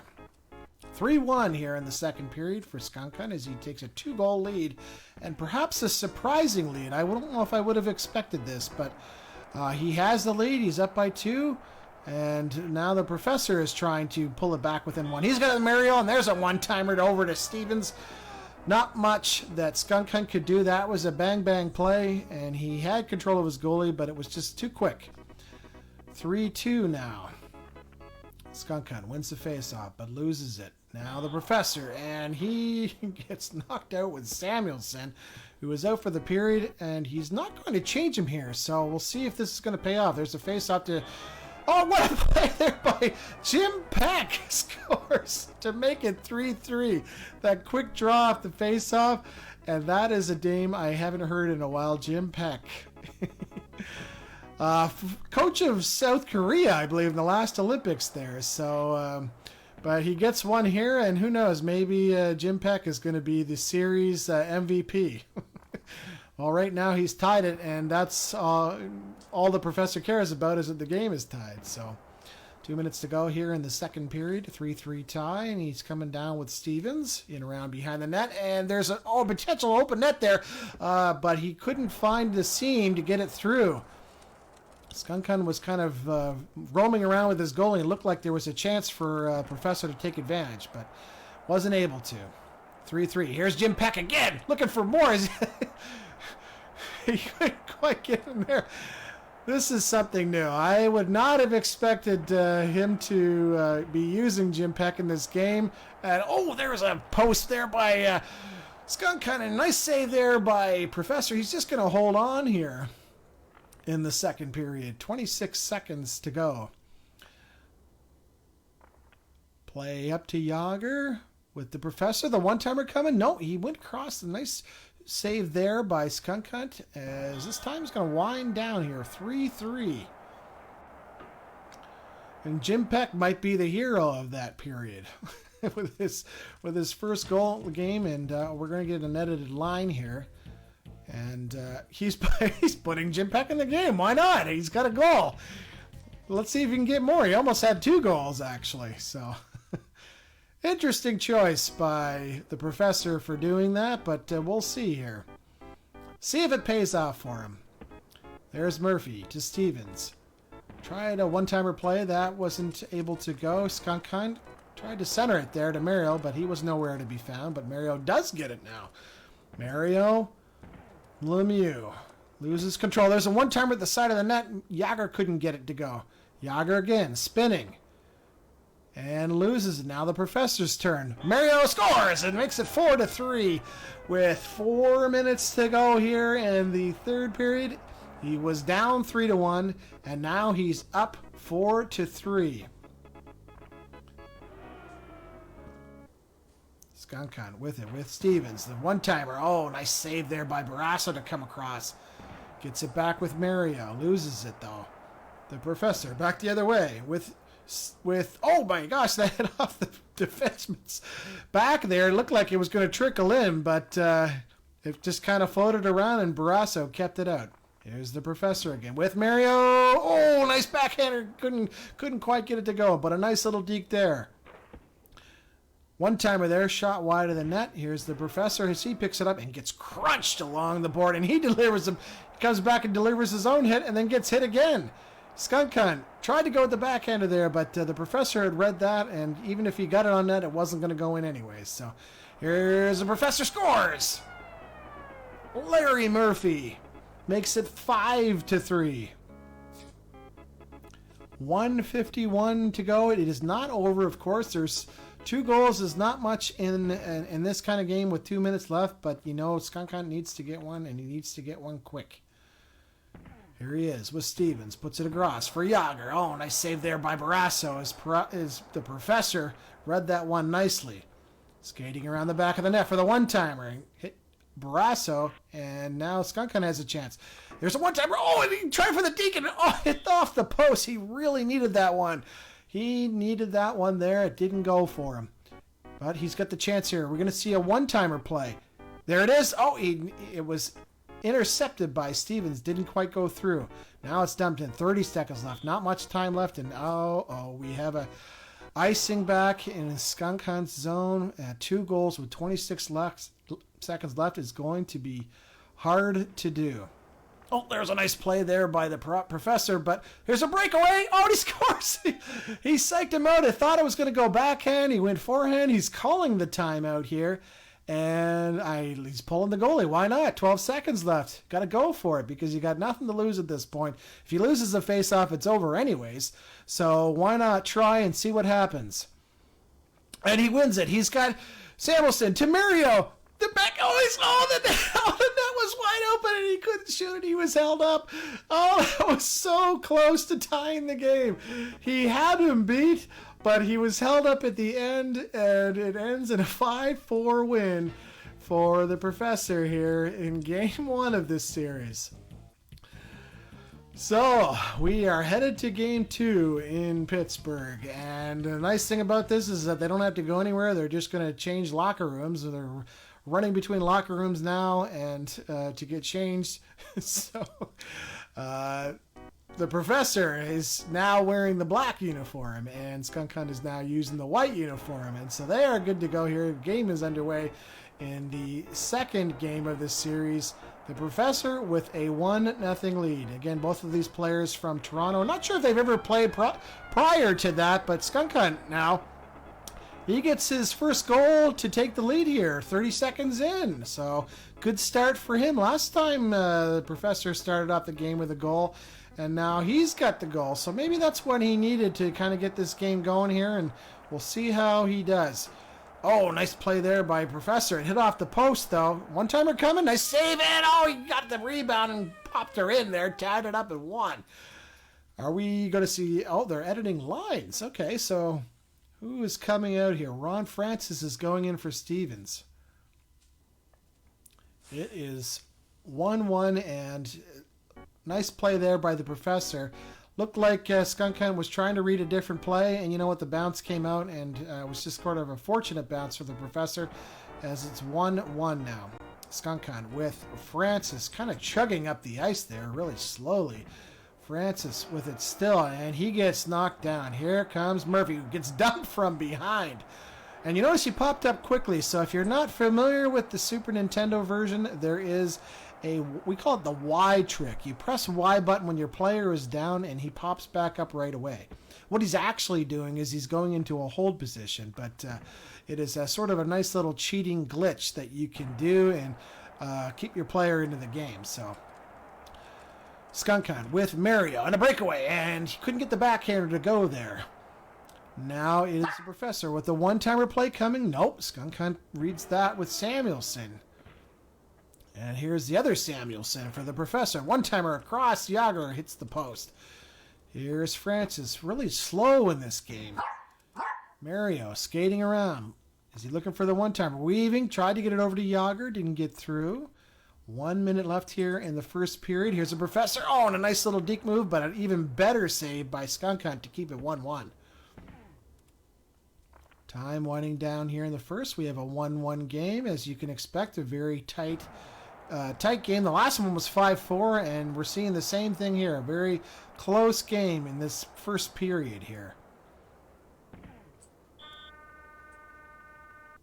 That's it for period 1. We'll head to period 2, all locked up at 1. Not sure if there's going to be any more line changes coming in this game, or if they're just going to get right into it here.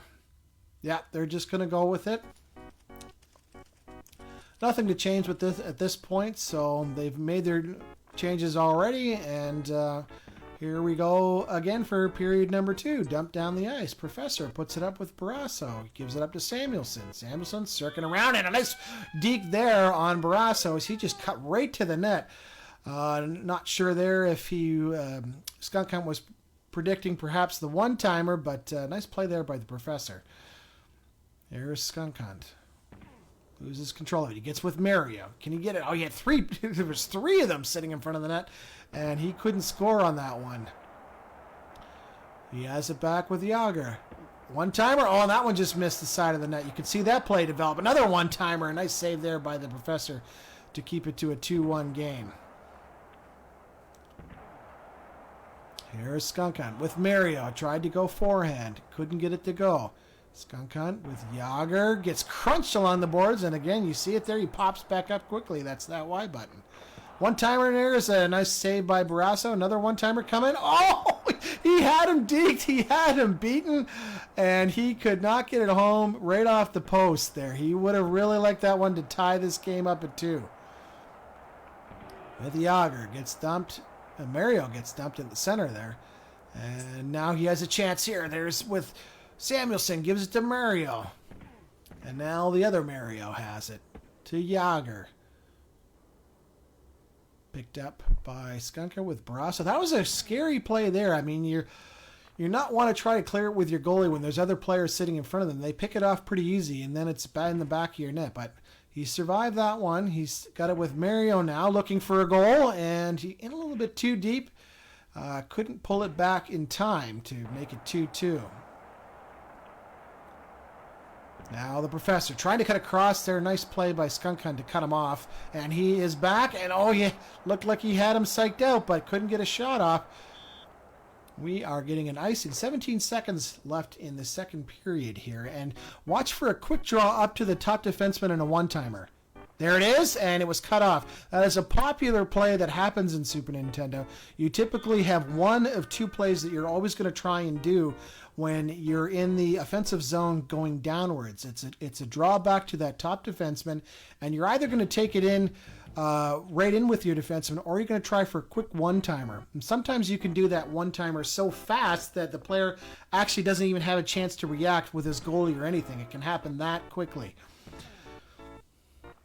Third period underway. 2-1 game, and the professor gets it up to a 2-goal lead now as he gets one early there with Kevin Stevens.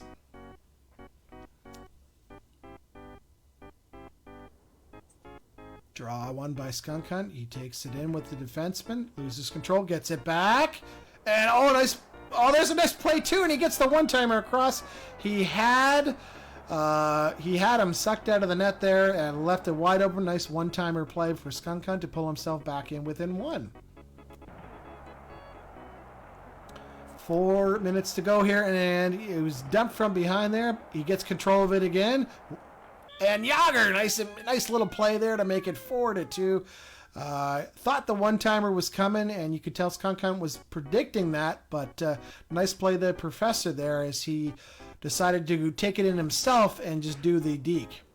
Skunk Hunt with Larry Murphy circling around, tried the one-timer on the side, and it didn't get it to go. He's trying to get the icing there, but he missed it, and so that's okay. He's got Mario. Oh, but Mario just got dumped at the last minute. He's got it again. One-timer scores! Wow, Ron Francis. And I guess Skunk Hunt knew what he was doing. He put Ron Francis into the game. That was a one-timer from way out there that got by Barrasso. It is 4-3 now. 2:50 to go. We have another tight game here in game 2. Skunk Hunt needs to win this to force a game 3. And he is down by 1. Here comes the professor. Puts it across. Is a one-timer coming? No. Tried to cut out, but good play there by Barrasso just to kind of get in his way and take control of the puck. 1:50 to go now. Here comes Skunk Hunt with Yager. Scores! And he ties it 4-4. Yager with the hat trick. With 1:40 to go, that was a big goal that he needed. It is 4-4 here in game 2. Skunk Hunt again, trying to see if he can win it. He still has a pass out front. Oh, nice save there by Professor as he keeps it a 4-4 game. Professor puts it back into his own end. He clears it out. He's got it up to Mario. Mario, in on a breakaway. Oh, he couldn't quite get it. It's a one-timer. Oh, it goes in. Oh, no. He shot it, and it went off for Barrasso and deflected into the net. Oh, my gosh. It's 5-4. That is not a goal that you like to see, and it doesn't happen very often, and he has now a 1-goal lead. He has it with Yager. 20 seconds left. Tried for another one there. This is it. 12 seconds. Last rush. Can he tie the game? He's got Murphy. And just at the side of the net, and he couldn't get it to go. And it is 5-4. It is a win for the professor.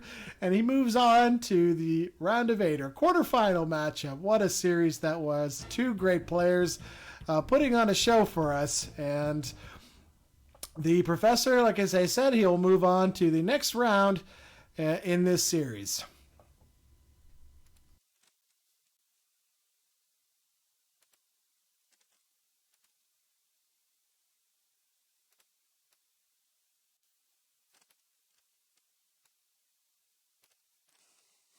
So that was the professor winning 2-0. Let's see where that leaves the bracket.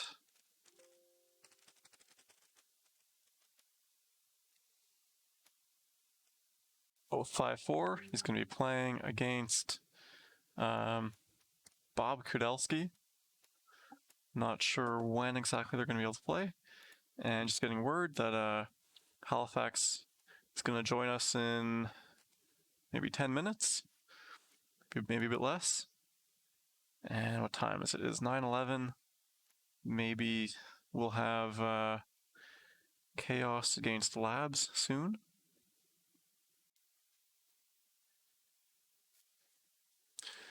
While we're waiting for that, let's see if we have any other games that we can play back.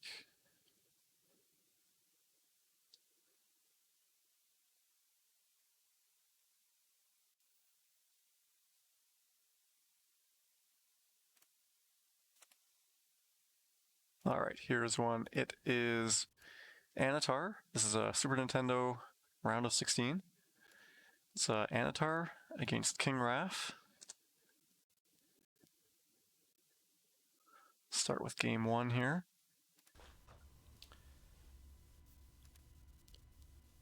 We are in the Super Nintendo round of 16 for the SoCHEL 94 tournament, and this is the championship bracket. Two teams playing today are Pittsburgh and Pittsburgh, and Anatar is the away team for this game versus King Raph. Anatar from Montreal, Quebec, and King Raph from Cranston, New Jersey. And King Raph is the home team, and Anatar is the away team. And Anatar gets on the board right off the bat here.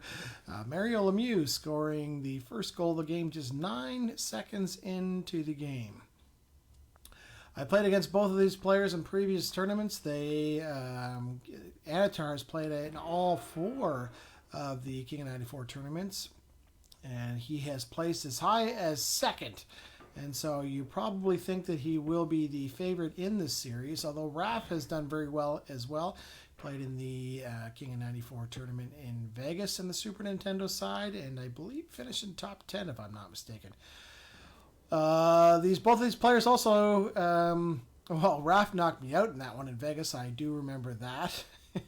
And once we were down in the losers bracket, he beat me 6-2. And Anatar beat me in the championship bracket in the first one, 8-7. So I know these guys well because I usually lose to them. So right now it is 1-0 for Anatar in this game, and he has it now with Yager in over the line to Mario, who gets dumped by the other Mario in this game. Again, this is for the Mario Lemieux Foundation, raising money for cancer research and patient care. And so maybe we'll see a lot of Mario goals this game. Here's Anatar. One-timer, and he scores 2-0 from Kevin Stevens and Larry Murphy, and Anatar making it 2-0 here in the first period of game 1. King Raph trying to get something going here. Needs to get a goal. Needs to get something started in this game, and he might have a chance here. Oh, there's a nice one-timer. Kind of trickle across there, but Anatar picks it up. Puts it down to the other end. Here's Anatar with Mario. Right in. Anatar scores! Lemieux with the hat trick. 3-0 the score. 57 seconds to go in the first period, and Anatar is in complete control of this game right now. And not the result that I thought we would see this early. He floated one in there or two that sailed over top of the net. That almost made it 4-0. But right now, still a 3-goal lead, and King Raph is just trying to do anything right now just to see if he can get a goal going. Get himself going. Here's Anatar again. And there's a one-timer. Wow, you could see it at the side of the net, and it looks like Raph is calling a timeout. He says, you know what, I've had enough of this. This is just too frustrating. 13 seconds left to go in the first period. 4-0 Anatar. An amazing start for him. He has complete control of the game right now. Here's Raph in a break. Nice save there by Anatar. He spread across with Barrasso and kept the shutout going here. Second period coming up, and that was a very fast button on the second period. No line changes or anything else happening. They're just getting right back into it. Anatar had a chance there to make it 5-0, but nice save there by King Raph as he took control of Barrasso. Tried the backhander, almost went too. Here's Anatar with Mario. Loses control of it. Raph tried for the one-timer over to Stevens, but he didn't connect. Tried it again, but Stevens was held up. Here is Anatar with Mario. That one-timer sailed well around the back of the net and went all the way around the boards. Here is Raph. Tried to sneak it in there with Yager and got it back again, but that didn't work. Here is Mario for Anatar. Tried to cut across. Nice save by Raph. Anatar back again with Mario. Over to Yager. Oh, here's another try again. Oh, a little trickler there. Went off the post. And Anatar right now is doing a really good job at shutting down King Raf right in the front of the net there. So making it very difficult for him to get any kind of scoring chances. Here's Mario again. There's a shot that just went wide. Steals it again. One-timer, scores! You could kind of see that develop as Yager was all alone in front. And Raf just didn't have enough time to react there. And it is 5-0 now in the first game of this series. And we have a mercy rule in this series of 6 goals. And if unless Raf can get one soon here, we may be headed for that mercy rule. We'll see. But, and there it is. 6-0. Mario gets the last goal of the game. And so that will do it for game 1. They will reset here. And both teams, Pittsburgh, good old locker room change. They're going to change jerseys because now Anatar is the home team for this game. So Anatar will be in the white. King Raf will be in the black. And this is game 2. So Raf needs to get a good start here to try and get some things going. But last game, we had that mercy rule. We have that in there for a reason.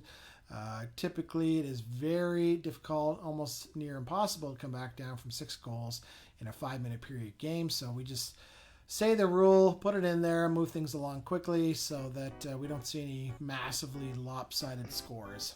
Nobody really wants to see that anyways. So, all right, well, here we are starting off game 2. And nice chance in there by Anatar, but it's Raf that has the break, scores. Nice goal on the backhander with Mario Lemieux, and Tommy Barrasso gets the assist. I always love when the goalies get points in this game, even more so when they actually get a goal, which is rare, but it is fun to watch. Oh, and right back, Anatar ties it up at 1. We are only barely 30 seconds into game 2 here. And it is a 1-1 game. Anatar wins the faceoff, looking for more with Murphy. Nice save there. He gets it back again. Scores! 2-1. Anatar takes the lead as Jaromir Jagr gets the rebound, cuts across, and tucks her home. And we are barely a minute into this game. 3 goals already. Raf with it, with Yager, loses control. Here's Anatar with Mario, and I don't know what he's doing there. He just kind of flicked it over to the boards. Obviously an errant pass that didn't work. Anatar has it back again. Mario, one-timer, and that was from way out by Yager, so I don't even think it even made it to the net on that point. Here comes King Raf. He's got it with Yager. Dipsy Doodle. The one-timer back to the point didn't work. I think if he had a cut across there, he would have had it. But all in hindsight now. So bit of back and forth there in the neutral zone. Anatar has it with Mario. Loses control of it. Gets it back. One-timer. Championship round. The side of the net. That wasn't going to go in. Here is Raf. He goes to the one-timer. Saved by Barrasso. 1:40 remaining in the first period. Raf back again. And I think he tried a sneak play there. It went all the way back to his defenseman and ended up going all the way back to his goalie on that play. There's, a nice play there by King Raf. And didn't quite go from there. You saw the dive out by Anatar, but that one stayed out. And it is still 2-1 Anatar here in game 2. Breakaway, scores! King Raf came way out of his net on that one, and Anatar cut across on the backhand. I think Raf must have been expecting forehand. It was a nice challenge by Raf, but unfortunately it didn't work out for him. Mario gets knocked out. Only 22 seconds left here, so yeah, I'm not going to see a change there. Not really worth the time. And, oh, geez, Raf had another post there. He needed that one there. That would have been nice to go into that second period, only down by a goal, but he's down by 2 goals. 3-1 here in game number 2. Anatar won game 1. Raf needs to win game 2 to force a game 3. Anatar wins the draw. Here's Mario right in, tries to do the backhander, but Raf read that nicely. Came way out to cut down the angle, not give him much room. Raf, some nice passing here, and he gets dumped. Anatar with Yager. And the one-timer there bounced off back the other Yager. So Yager to Yager. Mario, one-timer, nice goal by Raff there. Tic-tac-toe.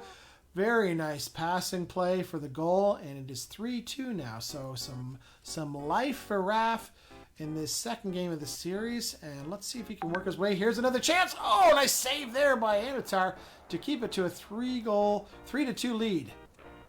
Oh, and what a one-timer shot that was, and you can tell. I think there's a bit of frustration on Raff once he hit the pause button. He want the music to stop because those ones hurt. That one was from way out, and they're hard. There's nothing you can do about it. I mean, it's a one-timer across, and unless you take control of the goalie, you would think that the goalie should stop it, but for whatever reason, those ones seem to find their way into the net. So it is now 4-2. Doesn't matter. Anatar with the lead, and he has a 2-goal lead in the series. Oh, there was a nice chance for a one-timer, but he didn't get the shot off. That would have made it 5-2. So good thing for Raff that didn't go in. So, or pardon me, that was. I'm getting confused here. There's so many Pittsburgh players. That was Raff that had the chance. So here we, yes, Anatar is the white. That's the only downside to having pick your own teams is that you run into plays like this, and sometimes even I get confused. So Anatar is in white, King Raff is in black, and Anatar is winning the game 4-2. So hopefully I got that right for the rest of the game. We'll see. Raff with Yager puts it up to Kevin Stevens. Stevens circling, still has it. And the pass out in front went to no man's land. Here's Anatar on a break. Nice save there by King Raff as he came out and stopped that one. Here comes Raff. Puts up to Mario. Oh, Anatar. It's got a toe on it. Here comes Raff again. And the second period winds down. It is 4-2. One more period to go. If Raff can get at least 2 goals, we can force an overtime, and he could get 3 goals. 3 goals is not unreasonable for someone like him to do that here, but he wanted to get one early. Raff gets stumped there, or sorry, Anatar gets stumped there. There I go again with these 2 Pittsburgh teams. Oh gosh, it's going to drive me crazy. Raff in behind the net. Oh, geez, and Anatar was tied up. Geez, there's a little bit of goalie gaff there, but, Anatar couldn't do anything. He was being held up. So that puck was just sitting out there, and it would have been an easy tap-in for Anatar, but he was held up by the defenseman there. So it's still a 4-2 game. A little dump-in play by Raff. Anatar puts it up to Mario with Stevens. Nice little play there, and nice save as well. Raff is equal to the task. There's a one-timer. Good save by Anatar. He's got it with Yager. Yager couldn't get it in. Picks it back up with Mario, who just fires it over top of the glass. 3:11 to go. A 2-goal lead for Anatar, Mr. Montreal, Quebec. He's won a few tournaments in Montreal. He played I believe he's played in 2 tournaments now, if I'm not mistaken. One for sure in Montreal. And those ones were single eliminations, so you really had to be on your toes for that one. He played Joe DeC, who's also playing in this tournament. And Joda, I believe, just got eliminated recently. No, Joda's actually, pardon me, Joda's in the consolation round, so he's still alive at the moment. Both of those players from Montreal, though, and excellent players as well. 1:30 to go here in the game, in the third period, rather, and Raff really needs to get one quickly here. Here's Anatar looking for his 5th. Couldn't get it. Another play in there. He has it again. Shot that one over the net. And Raff, 50 seconds. He needs to get one here. He has a chance. Puts it over to Yager. Yager has it. Oh, and that one-timer was there for him, but he couldn't get it to him. He really need to pick it up now. Here's Yager. 20 seconds to go, and he gets stumped. And that could do it. I think that will do it here. Yager gets the shot off, and they are just going to skate it out. 4-2. Anatar wins and moves on to the quarterfinals, where he's going to play Fed. Kevin and we call him Federline, and Kevin is a King of 94 champion, so that will be an amazing series to watch. Good series for both gentlemen. I know Raph isn't the one result that he wanted. I struggled in the first game and just couldn't find it in the second game there. So Anatar is going to move on, as we mentioned, to the quarter-final series.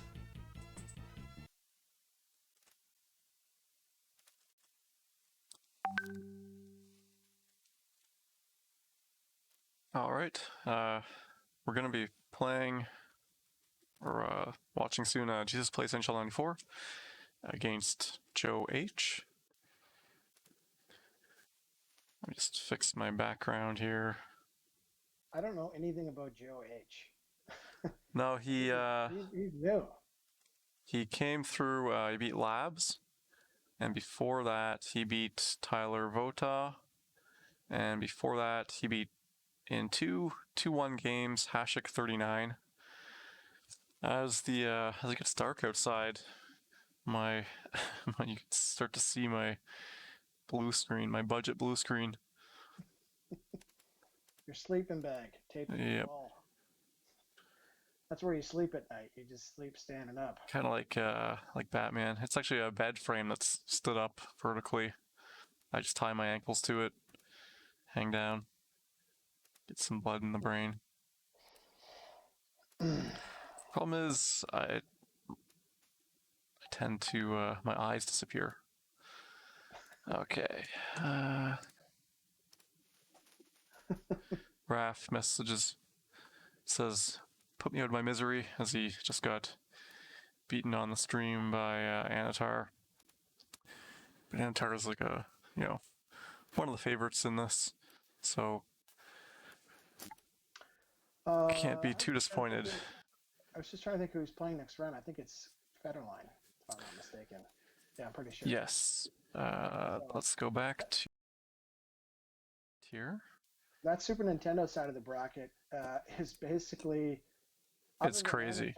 I think it's all Ontario, BC players. So there's Jammer, Kevin, Death Rocks, who are all from, and Stantnator, who are all from Vancouver, Victoria. And then there is Bob Kadelski's from Ottawa, the Professor's from Toronto, King of 94 is from Toronto, and Anatar is from Quebec, and Joe Baker. I'm not sure where Joe is. Joe is from the U.S., but I'm not sure where he's from specifically. I have to double check on that one. So he's the only American left on the Super Nintendo side. The Canadian side, I believe, only has one. The Sega side only has one Canadian left, and that is Thrill House. The rest are all from the USA in that championship side of the bracket too. So it's very split nationally. So just waiting a bit on the on word from Jesus Plays SoCHEL 94. Do you want me to just keep sending them hate mail? Maybe positive reinforcement. Okay, I got you. Yeah, so he said he was playing in 10 minutes here. So, and he went with Montreal in both sides of the bracket. Yeah, maybe just consistency of of teams. There wasn't very many people, I don't think, that picked Montreal in the Sega version, but I've always thought that they were really one of the top teams, aren't they? Or are they more like a second tier team? Is that in Sega Montreal? Sega. Kind of, I think in the ladder that Raph put, they're kind of the bottom of the second tier. Like you wouldn't take them up against Chicago because they both have good goalies and they don't have Roenick. But yeah, I mean they have Patrick Roy in net, so if the other guy is great at beating a really good goalie, that can be a good advantage. Okay, word from Jesus that we're just trying to sort out who's going to be the host here, because I think they might both be on relay. Let's just check that out. Yeah, you know what? I think in Sega, perhaps the goalie, I think, might be a bigger deal. I don't think it's as big a deal in the Super Nintendo version. Mostly just because I feel like goalie control is a lot more important in the Super Nintendo side of things. And I mean, you can use a weaker goalie and still do really well if you're good with your manual goalie. So, Angry Jay in the chat, he says he asked if Tess from Saskatchewan, the Battlefords. It's a different Tess, actually. That was Tessier, and you know, it's too bad I haven't been able to get a hold of him for a while. I've tried to bring him out to some more Saskatoon tournaments and whatnot, and tried to get him into this, and never heard from him. So I'm not sure what he's doing these days or where he's at, but this is a different Tess, and I believe, well, this Tess is from the United States, so I'd have to double check there where he's from. I can just pull that up here quickly.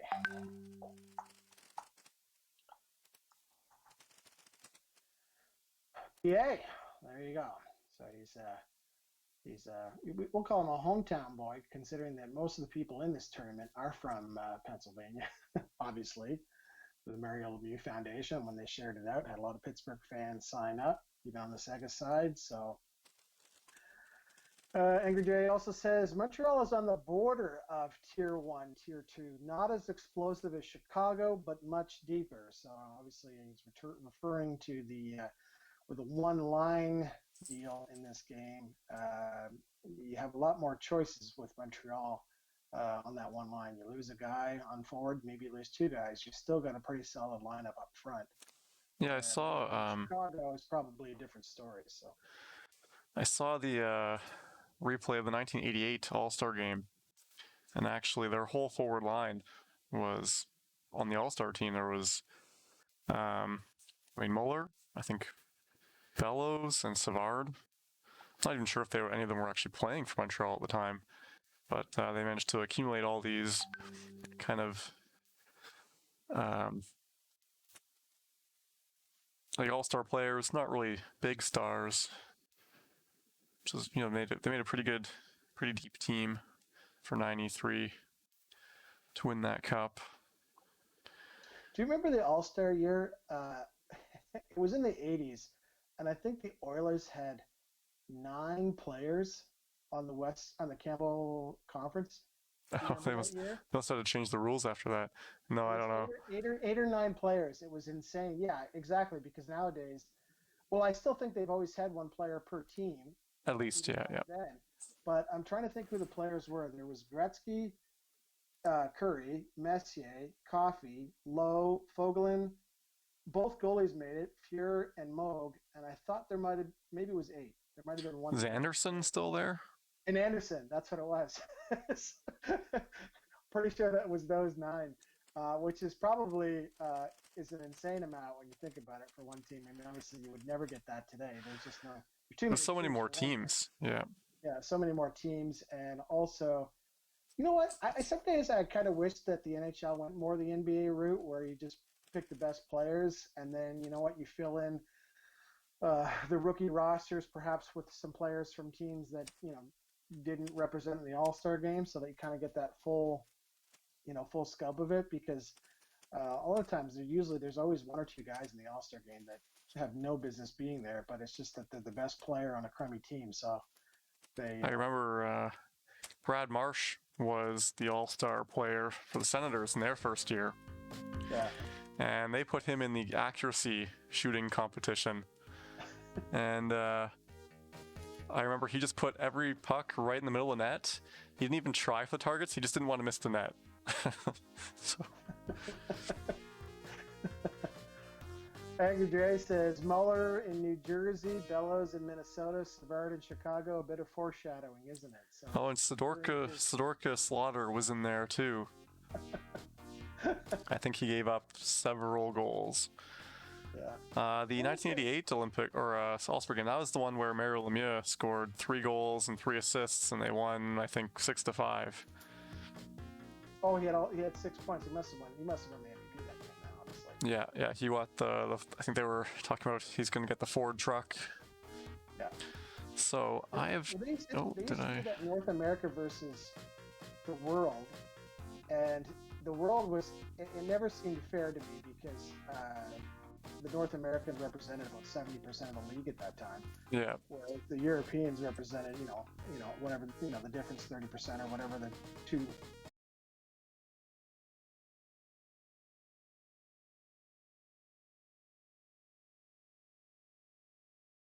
He was a guy I'd never even heard of before, and I had never heard of him since. But because the Thrashers were so bad, and they needed to send somebody, he made the All-Star team. So I think he was like from Slovakia, perhaps, or Czech Republic. But it's kind of moves like that. You're just like, why?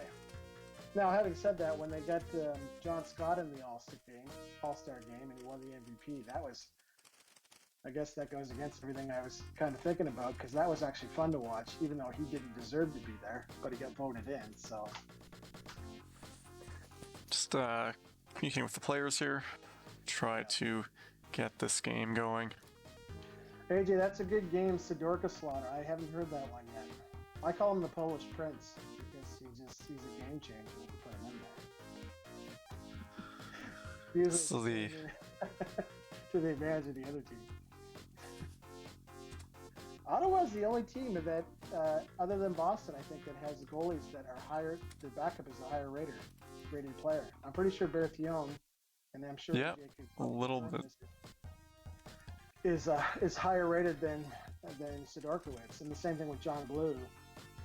It's funny. Everybody always leaves Mogan. Sometimes I switch for John Blue. I don't know if that's a good choice or not. I mean, the difference between them is a couple rating points, but I always like to sneak in John Blue, figuring that that's going to help me out. So on Sega, I think it's that Moog is a lot lighter. So if you're using manual goalie, Moog is advantageous because he accelerates a bit faster. So when you take control of him, you can get over to block a deke a little bit faster.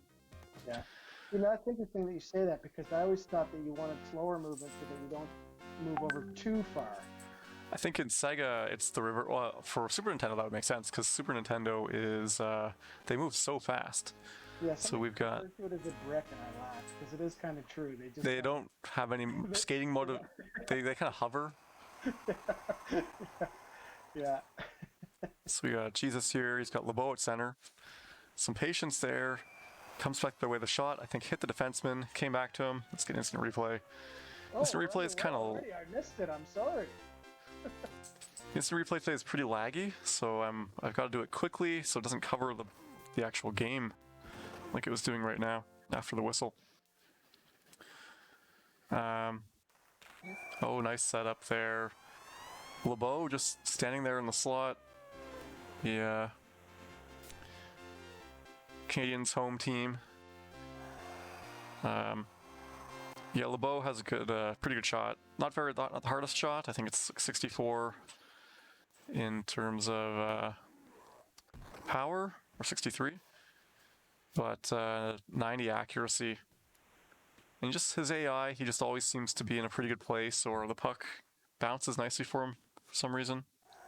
Here comes, Joe is coming out, but Savard takes him down. Savard loops from the corner. One-timer blocked by Belfour.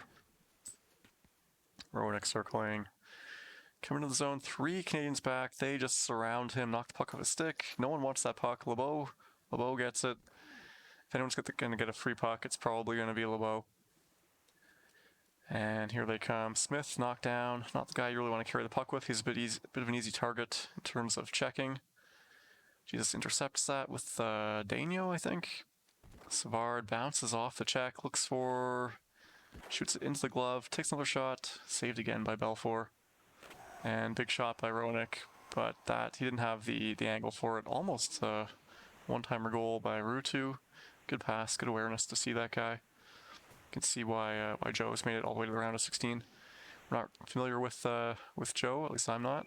And there he scores, walks around the defender, dekes out Patrick Waugh for a goal. What a great play there. Joe's from Wisconsin. Oh, I wonder if he's been at the Green Bay tournament. No idea. I can check the world rankings. He might be on there. Here comes Jesus with Daigneault. didn't take the one-timer. I think he tried to fake him out to shoot it short side, but he didn't take control of the goalie. And let's see here. We have a Joe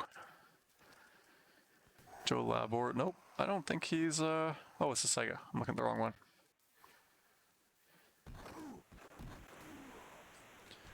No, I don't know where Joe's come out of nowhere here. Good pass by Jesus, does not go. I'd comment on the series, but I'm about 30 seconds behind you on the stream, so. Are you watching the Twitch or the Facebook? One of them is quicker than the other.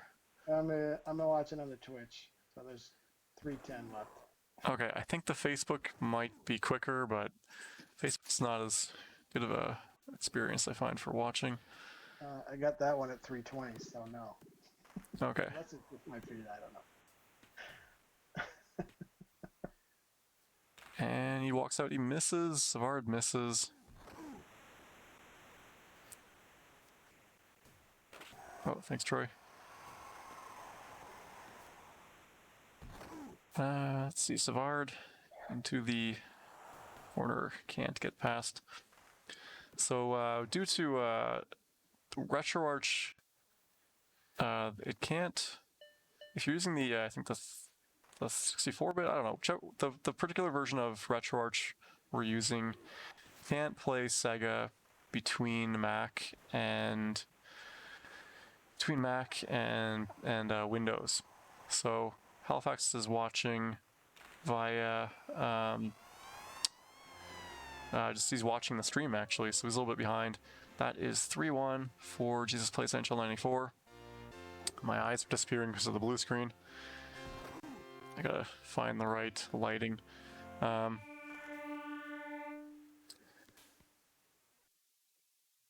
Yeah, so if we have a Mac or a Nintendo game, we might be able to get that working. Well, we had trouble with that before, unfortunately. So that's something we'll try. We'll make sure we can get it working for tomorrow. Yeah, and I think Fed and the professor. No, sorry. The professor and Bob Kadowski might be playing tonight, so we can try it out then. Okay, that's perfect. Say too that Jesus, it's so funny. Jesus is one of the few players that in this tournament that are playing in both consoles. I think we only had maybe four players. He's still left in both of them, so good for him. So he's in the championship bracket on the Sega side, which is what you're watching right now, and he is also in the consolation bracket on the Super Nintendo side, round of 16 too. Good showing for him. He did well in the King of 94 tournament in Toronto as well, on both sides. So I think he finished top 16 placing on each console, so good for him. 4-1. I was just fixing the making the names easier to watch, easier to read on chat. Let's see, yeah, 4-1 for Jesus. I've got the pre-recorded series thing up. That's not right. This is live. Breakaway for Savard. Goalie control, nice goalie control by Joe. Sprawls out. Reads that he's going to go to that left side.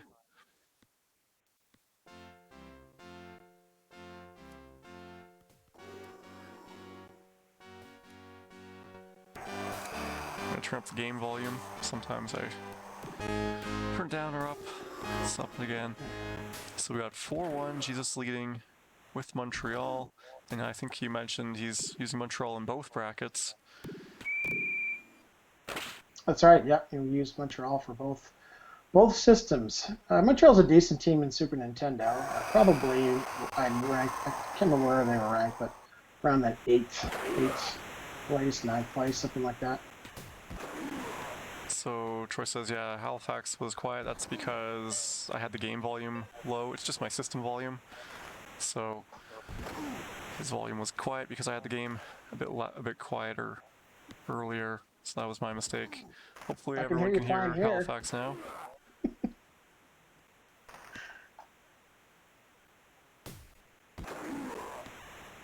Yeah, I had the what I need to do is separate all the audio channels into different virtual cables or something, which I've done in one case, but I'm not using that for this.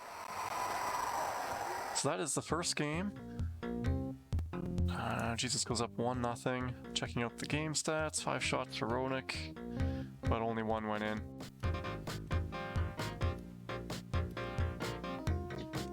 Well, got all 4. Do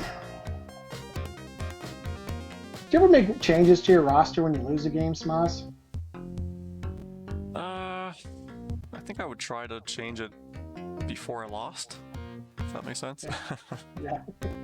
Partway through the game, you make an adjustment. I got you. Oh, they're switching. That's right. This is. Oh wait, why were they switching? Okay, I see. They're switching controllers. I thought you actually left the game. So I think Joe needs to know to. There we go. They're just figuring it out now.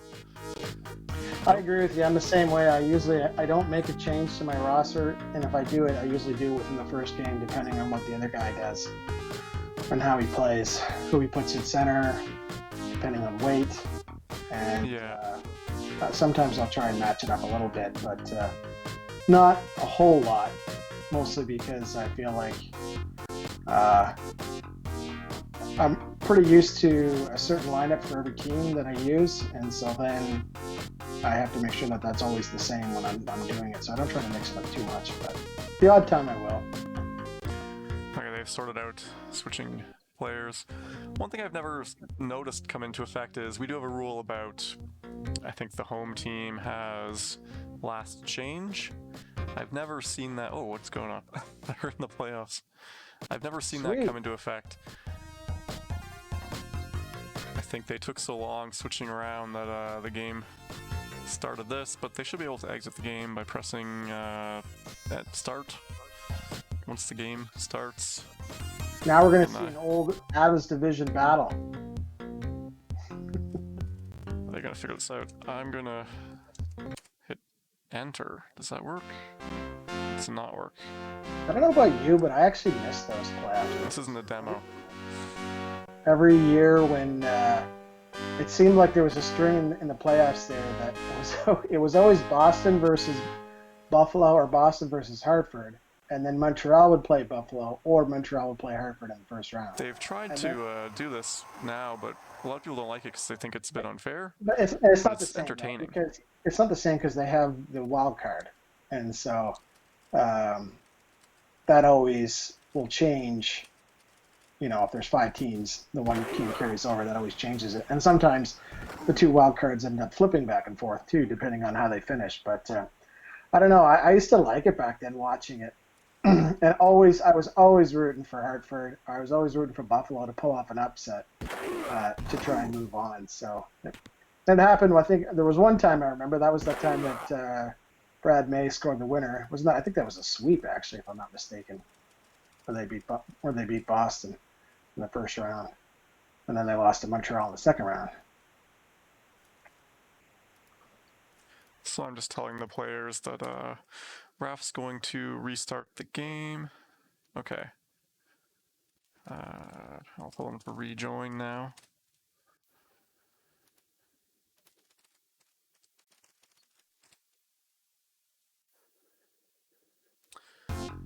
So that can be very frustrating because, you know, like in the 80s, the Jets were pretty good some years, but they always had to play Calgary or Edmonton. Well, it's the So same they just thing could never Vancouver, escape. LA. Yeah. Both of those teams had to do the same thing, and they never won. So, yeah, I mean, Now think about if they had the playoff format they do now, or even from a few years ago. It was like that back then. Calgary and Edmonton would have been in the conference finals every single time. So, as opposed to the divisional semifinals. As a Leafs fan, it's That's never happened. That's never happened to the Leafs before. The Leafs are always getting Boston.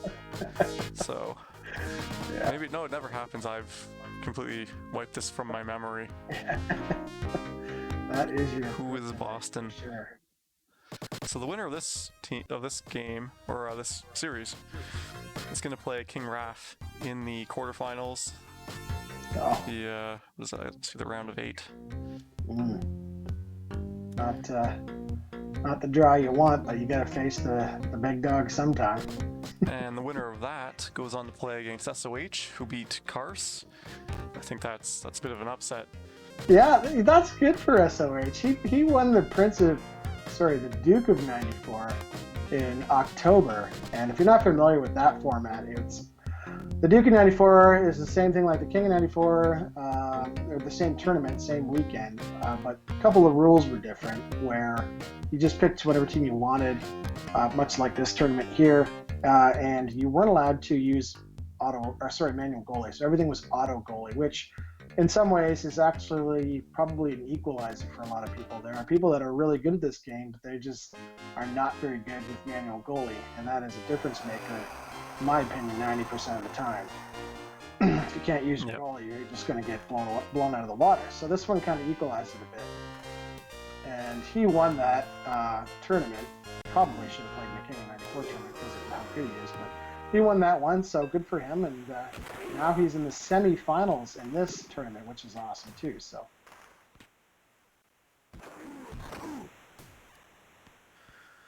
So we've got Jesus pressuring here, but the pass goes to Ronik, while Larmer first. Ronik, there's that hold again that we've been seeing to get around the lack of B check, the trip check. Hawks in it down, no icing in this either. And Savard dodges, he's in the corner, one-timer, but right into the logo of Belfour.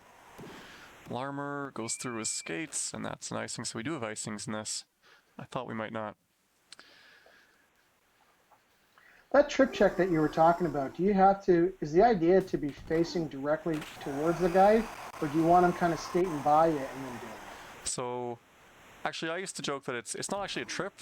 It's actually he's just sacking him, just punching him in the gut or lower, because he sticks out his hand like this with his stick, right into the guy's midsection, and he goes down. And you'll often come away with the puck. So yeah, it's really not a trip. It's more of a you're just something you would do to Mr. Sandman in Mike Tyson's Punch-Out or something. Yeah.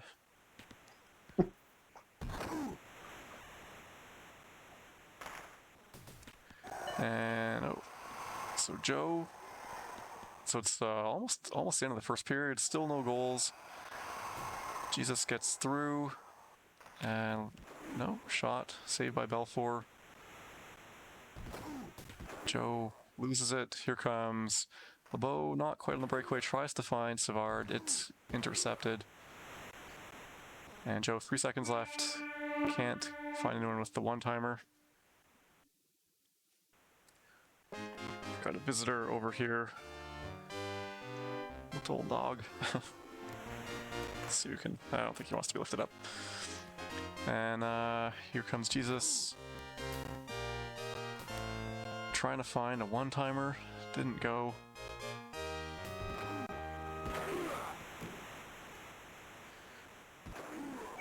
Maybe we can. Nope. He doesn't want to come up. So we got a timeout. I think Jesus plays, noticing he's having some trouble. Scribe says solid defense by Joe. I just saw the goal now, so. I missed it. There's a dog here. I was paying attention to the dog. Nice slap shot goal. Again, I'm about 30 seconds behind the actual play, I think, so. I'm just watching it just like everybody else. And here comes Joe up the whoa, can't get through there. Steve Smith, probably not the guy you want to carry the puck with. He's not as fast as Chelios, I don't think. And he's a little bit easier to knock over.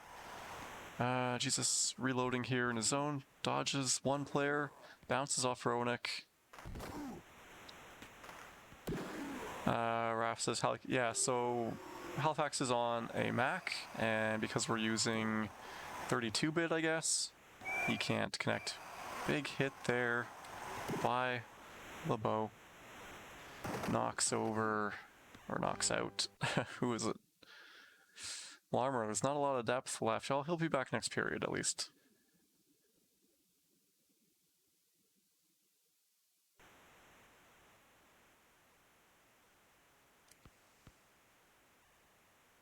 And here comes, it is Chelios up the wing for, uses his own player as a shield.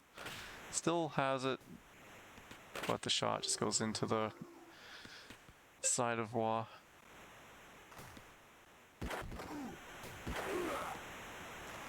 Chelios knocks over, I don't know, I think that was Savard.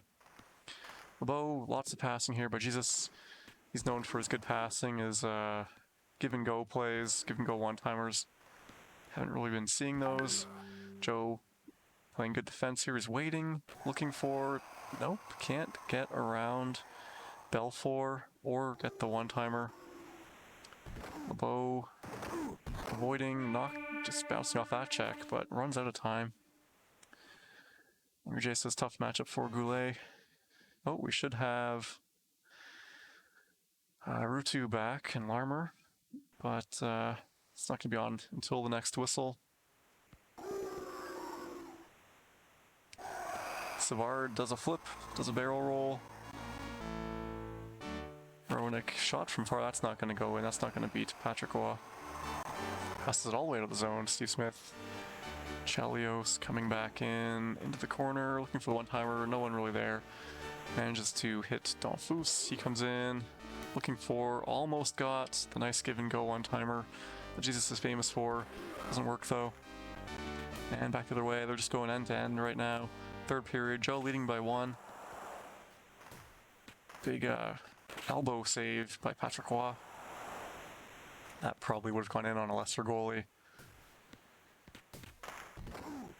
Oh, breakaway for Schneider, but he misses it. Manages to get it. Looking forward, is he just going to walk around? He walks past Belfour. Belfour goes down. That's the one case where you really need to take the goalie. Because even Belfour is going to fall on the ice when you wind up for that slap shot. Here comes again. Pass to LeBeau, but it just goes again right into the midsection of Belfour. Here comes LeBeau, he's in. And Joe just takes the goalie sprawls right in the middle. A little bit like Mikhail's move, Mikhail's Super Nintendo move, where he just sprawls the goalie in the crease, blocks as much as he can. I always wonder why the goalie goes down in that cross crease. Yeah, it's a weird, I don't really understand. He just kind of goes down automatically every time, doesn't he? Yeah, you haven't even shot it yet. You just, as soon as you start winding up, he goes down. She's just looking for one-timer. It's not working. Oh, but he intercepts it. 1 minute to go. Next goal probably wins. And he gets Belfour to go down again. Joe had it all the way until about 4 minutes left in the game. Jesus comes back. He's got the lead and the face-off. He's got possession. Eating up those seconds. Joe chasing back. He's got to block this. He can't let in enough goal. Belfour manages to save that. And here comes Ronick. He bounces off. Oh, he's shooting it from there. It's not going to go. Fortunately, that just gave up possession. And LeBeau is in. Patience. Saved. One more rush. Can he do like a flip shot? Far side. Can't do it. That's the series. That's two games to none for Jesus. But very good game by Joe. Good defense. Really managed to prevent Jesus Plays NHL 94 from getting his passing plays that he's so well known for. And Raph says, smart play by Jesus to forget the one-timers. They weren't working. Other fancy things, just go right at Belfour. Just go right back to the very basics and just get that crease cut goal. That a lot of people, I know when I used to play before playing online, that was the banned move. You just didn't do it because we didn't use goalie control. I mean, we had it enabled, but we never really used it other than to block icings. Oh, big save by that defenseman in the replay. And let's see, is this Kontos to Bradley? Roman Hammer looks exciting. Anderson, oh, another save, this time by the other defenseman. The Edmonton defenseman just grabbing all these pucks. And the missed shot. The goalies can't stop the puck, so it's all up to the defense. Here comes... Is this Hammerlick or Beers? I think it's Hammerlick. Oh, the time runs out. We're going to overtime in the demo game. Is it going to do it or no? Here it is, a different highlight. Okay. I was hoping to see that overtime. Oh, but I guess the game it wasn't tied. Looks like Tess and Thrill are waiting here, so... okay, that's a Super Nintendo game? Let's find that. So Raph is... Oh, Thrill House, okay. For some reason I got Thrill House and the Professor mixed up. I guess they both start with TH. I don't know. Any idea who the host there is? It looks like Raph is going to try and host. So Thrill House will have Buffalo okay. in this game, and Tess has Detroit. And this is going to be a quarterfinal matchup, and whoever wins is going to have the pleasure of playing Angry J next round. So, Angry J beat Evan, also known as Gold Parallax, in the last round quarterfinals in a 2-game sweep. Very close games because Evan had a lead in both of those games. Once a 3-0 lead, and I think the other one was a 3-1 lead.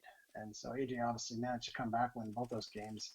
6-4, 7-4, if I'm not mistaken. So he's in the semifinal, and he is going to play the winner of Tess and Thrill House. So it looks like they are trying to get that set up right now so that they can kind of get going. And I see Angry J has his scouting cap on. I'm not sure if he needs it, but we will see. I don't actually know if he played Thrill House in Toronto. I think it was Raph that beat out Thrill House there. So Thrill House actually finishes third. So to give him a lot of credit, because Thrill House he surprised us in Toronto, kind of came out of nowhere, and he finished third in that tournament. Really good player. And Tess is a new player to this tournament. He has been doing really well, and he's made his way to the quarterfinals, beating a really good player last round in Ice Storm 70. So this should be a very good matchup between these two to see who goes on to play AJ next round. But you know what? If you want to win the tournament, you got to play the best players at some point. So these two guys are going to go at it. We'll see who comes out on top and meets AJ in the next round. So.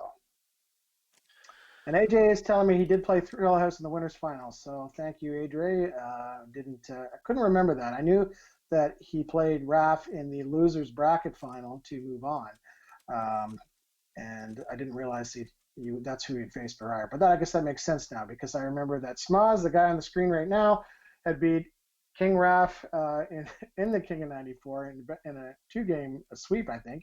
Sent him down to the loser bracket, and then of course Raph worked his way all the way back into the final and won the whole thing, so which was amazing to watch. So I think you're just trying to, it looks like you're just trying to get connected here. Are you in yet? I guess yeah, I wasn't sure where to go. Okay. What I'm seeing is about 20 or 30 seconds behind, so I don't know how far along there. So you can let me know if they've started.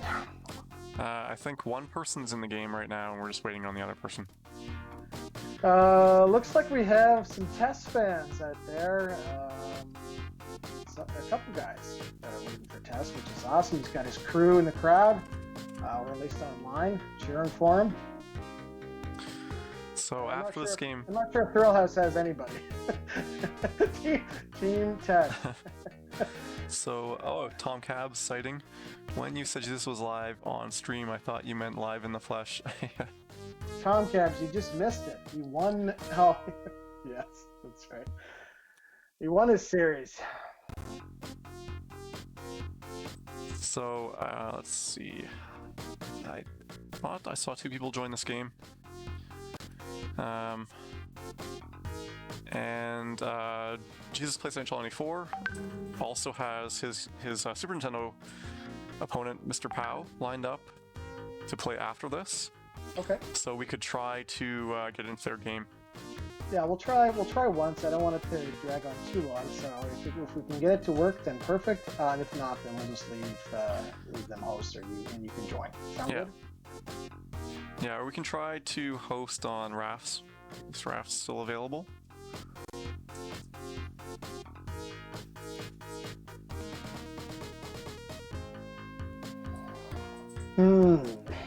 And Joe H is there, Joe 3H is there in chat, says that was brutal, good series, Jesus. That was heartbreaker because, it was leading 1-0 with about 4 minutes to go. And then Jesus kind of went back to basics, and the old crease cut move to get around Balfour, who had been stopping him on his... I mean, Joe's goalie control had also been blocking him in some cases. Oh, update the graphics. Thank I was about to say, you. have you updated the graphics yet? No, who are... So that's a quarterfinal matchup, round of 8, whatever you want to call it. So we've got... And Thrill House is Buffalo. Okay. He'll be the home team. Thrill House is the home team for the first game and the third game. And Tess is Detroit. Thrill House must be a big Simpsons fan if you're familiar with that episode, or what was it? His name? He had to get it cut off. It was Thrillo when he tried to play video games. Millhouse. That's completely changes the meaning.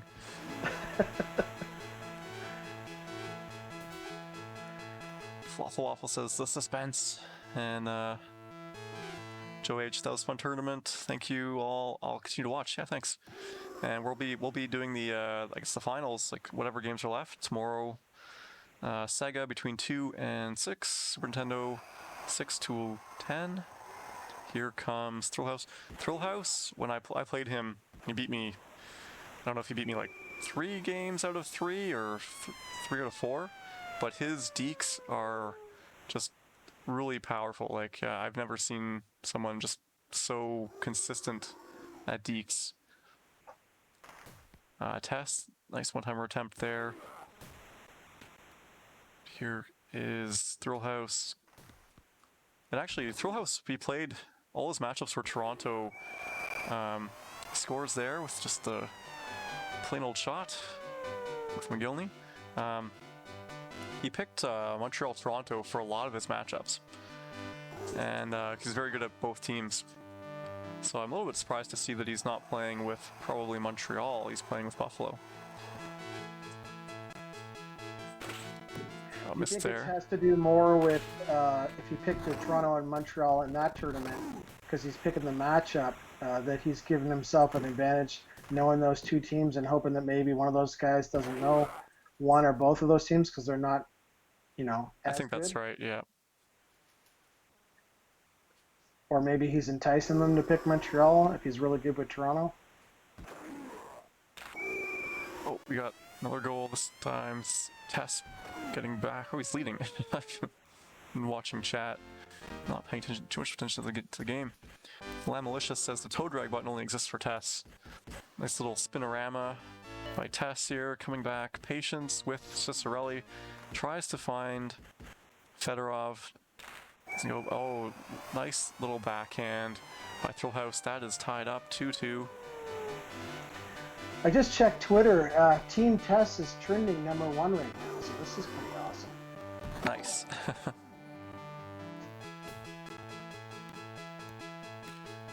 Oh, McGillney, he's just away from everyone. Good save by Tess. Just calmly blocks him. Comes back looking for a one-timer or to come out in front of Fuhr. Tom Cab says a backhand floater. Yep, exactly. And that is period 1, tied up.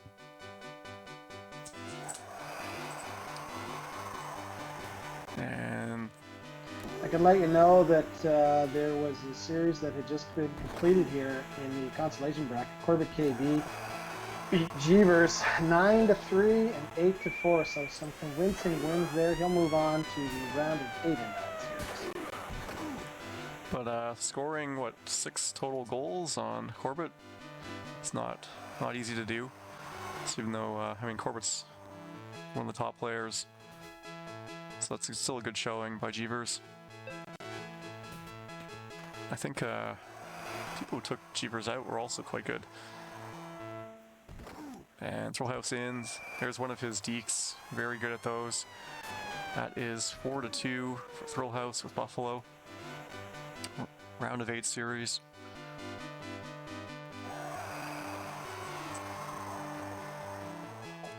Here comes with, I think, 7 is Bodger. And he actually almost gets in there alone. He's holding up. Oh, but here comes, well, I was going to say breakaway, but McGillney is just removes breakaways with his speed. Here's Power Chuck trying to get in. Oh, some proactive goaltending there. And looks like, oh, McGillney somehow became selected and speed boosted away from the one-timer. That was strange. Here is LaFontaine, blocked up nicely by Iserman. That one-timer also misses. And Coffee crushed by Bodger under the AI control, I think. And McGillney trying to line up that deke. Iserman bouncing off everyone. Ticks the puck. Oh, Fedorov is down.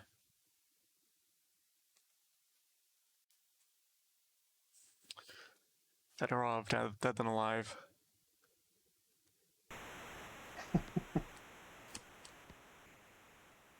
I figure Eisenbrandt's going in here, right? Oh, Drake. Probably because of the weight. Lightweight player. Who's that, sorry? Oh, Dallas Drake, yeah, he's quite light. Drake in because of the lightweight.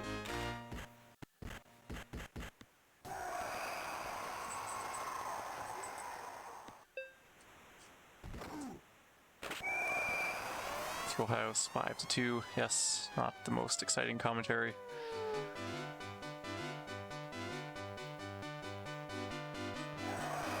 Got end of the second period now. Back to Bodger, wide open net, doesn't notice it in time.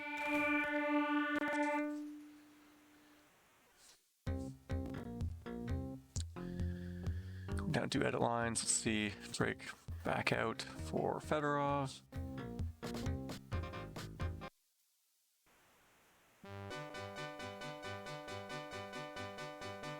I see Raph is saying Drake is a 4-weight. Which is still kind of heavy, isn't it? What's that? Sorry?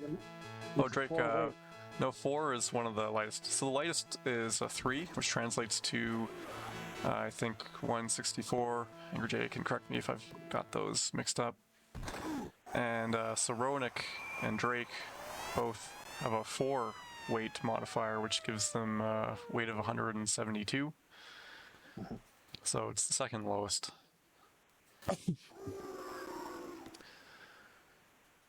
And let's see.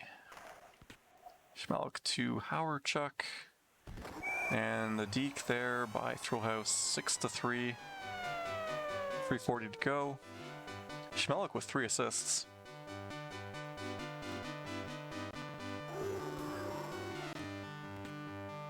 And Tess here looking for one-timer, I guess. Didn't quite work. He's in alone now. Can't get the deke in time. Not sure what you can do in that case. Maybe a backhand pass shot or a pass shot onto the left side of the screen. There's not a lot you can do. You just get the puck so close to the goalie. Not a lot of time to set something up. And here comes Tess again. Big shot. Powers it past Fear. Patrick for Cicerelli. Back to within 2 goals, but halfway through the third period. Chaos says, yeah, there's 2 players in Sega who weigh less than Dallas Drake and Roenick. And they are Kovalenko on the Nordiques and Fleury on the Flames. And Thrillhouse just trying to get to the net. I saw McGillney was open there. Tess, good goaltending. Make sure to try to block that one-timer. Actually, he was blocking 2 one-timers at once with his movement. McGillney, shot doesn't get through. And that shot just goes all the way down.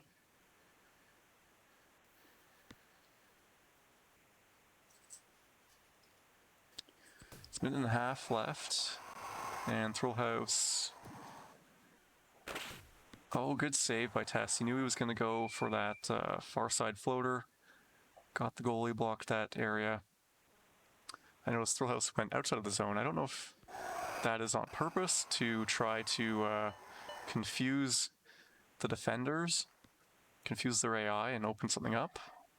He's kind of just taking time. I mean, still trying to score, not really retreating out of the zone, but 30 seconds left. Try to keep possession. Big shot by Yzerman, but there's not going to be enough time anymore. That pass does not go to his own player. And that's going to be game one. Thrill House 1, Tess none in the series.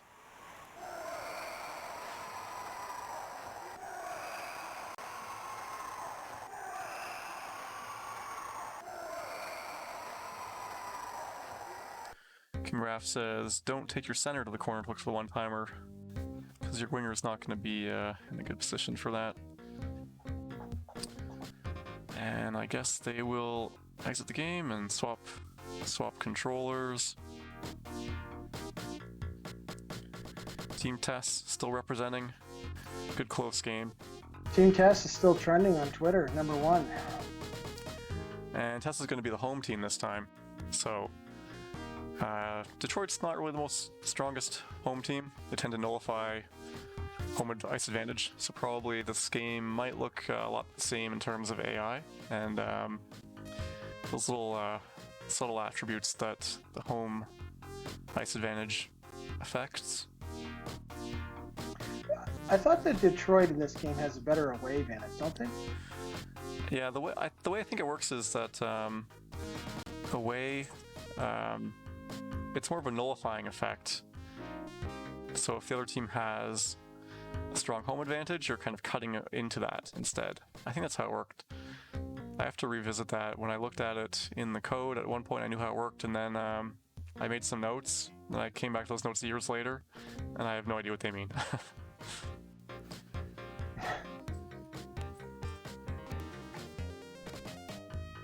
I thought it was interesting too that when Evan put all the starting lineups on the website, he pulled it from the manual, but the manual doesn't match the game. So there was a few players that are starting lineup in the manual, but aren't starting lineup in Sega. So that was and so Super Nintendo has some different lineups. Like I noticed on Vancouver. I think Gerald Didick is the default defenseman, unless people have been replacing him and I didn't notice it. Whereas it's Lidster on Sega. So we're a minute in here, no goals yet. Oh, it's not moving. Yeah, there's a player on the roster in Toronto as well, the Leafs, who's in Sega but not in Super Nintendo, Merwa. Oh, Merwa, I have his autograph. For whatever reason, he was my favorite player at one point. Mario Merwa. No, it's Daniel Merwa.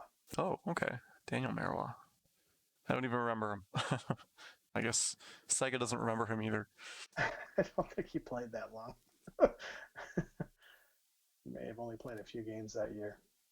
Okay, so let's see, it's 0-0, so if there is a connection problem on the plus side, the score's still tied. Yeah, they could just restart the game if they wanted to, and just start from the beginning if they're not able to figure it out. Yeah, let's be back. One moment.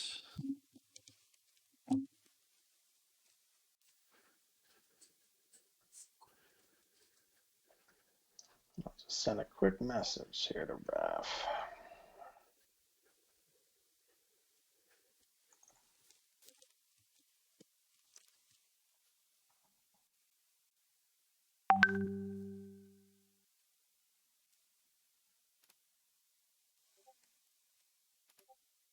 And then you said after this, Super Nintendo Jesus is going to play his next series. Is that who's waiting? Yeah, he's got his Super Nintendo series lined up with Mr. Pow. Okay. I'm not sure. Okay. They've left the game. Yeah, I think we're gonna have to reset.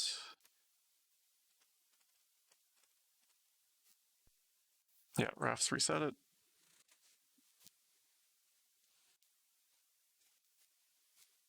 Mr. T just said Daniel is in Toronto. Okay. Yeah, I was And thinking like I didn't think. Mario's in Quebec. I don't know if they're related. Maybe they were. Actually, it was Daniel Marois. That's who it was. Daniel Marois. My favorite player. I forgot his name. Mario Marois was I think a defenseman on Nordiques. Okay, so this is game 2. Thrill House, going under the name Elite here, is winning. They were desynced.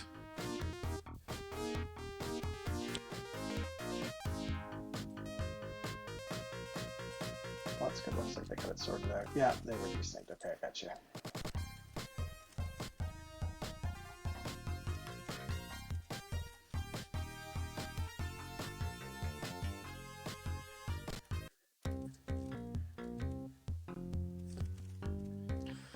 Lidstrom in for test to get that light weight for checking.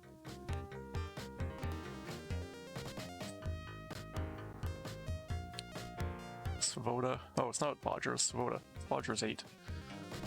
Svoboda 7.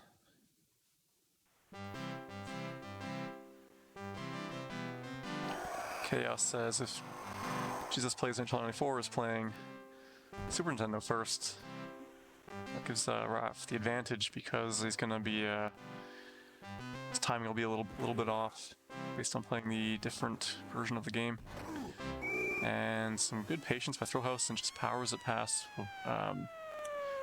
Shovel Day, even with Howard Chuck's low shot power. Floffle Waffle cheering on Tess. Good backhand floater try by Thrillhouse there, but blocked by Shovel Day. Here comes Tess. In the corner, just plowed by probably Svoboda. He's still up there. Maybe it was a winger. And advances that to Fedorov. Iserman crushed on the boards. Here is LaFontaine, can't get the deke, and that defender didn't. Oh, off the crossbar. Now we're up to McGillney into the corner.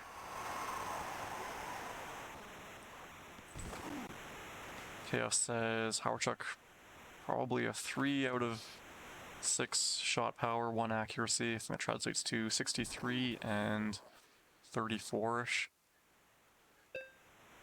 And Howardchuk trying to deke around, doesn't get it, and he just walks out.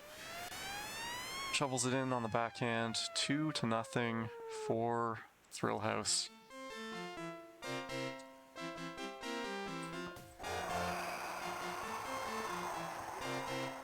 So in the next series, we'll try to, since it's going to be on Super Nintendo, we'll try to get Halifax commentating on that one. For technical reasons,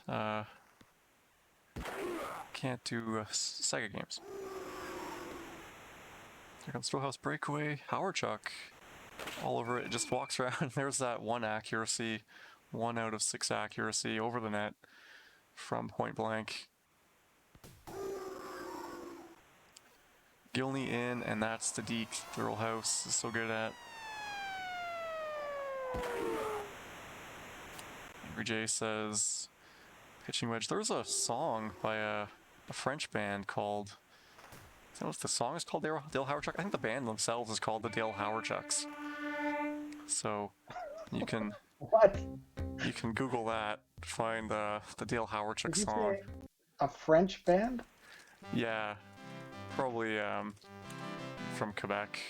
Of all the names, I went with Dale Howardchuk. Le Dale Howardchuk. We'll play that after the game while we're setting up the next thing. I hope it doesn't get us audio banned or something. And he tries for the backhand deke, doesn't go. Fedorov stapled to the boards. McGillney just falls over backwards. Broken Chuck is right twice a day. He's been right twice so far this game, that's true. Angry J says he'll pay the royalties with those King of 94 earnings.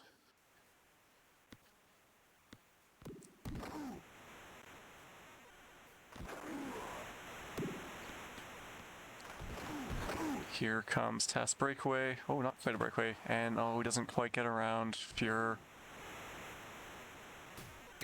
Oh, another crossbar. Here comes Fedorov. Waits for the one-timer. Back the other way. What deke says he had this time? Nope, doesn't make it. And oh, it's loose. It's loose. He can't get the shot off. Lidstrom takes down McGillney, and then checks all around. McGillney bounced 75% of the way across the screen. Flips it down 3-0 still for Thrill House. Tess needs the goal. He's got to get this puck. He's got to. Oh, Hawerchuk couldn't get the walk across or the one-time pass. That goes all the way back to the goalie. What I haven't seen is a player passing it backwards and just firing it right through his own goalie's pads 5-hole.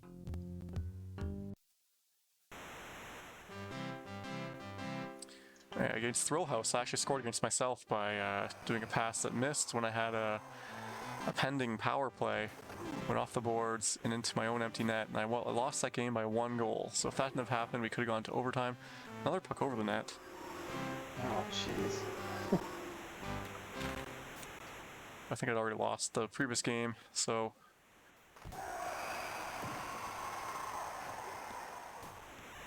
King Raff saying, Tess has to let that Dino's shot rip. I think someone else earlier had also said, shoot it. Something to that effect. Full House, the pass does not get through. Okay, Iserman, he's got to score here. Really needs this. And he's got it. 3-1. Tess coming back. Not over yet. Nope, 3.5 minutes. Lots of time. Lots of time.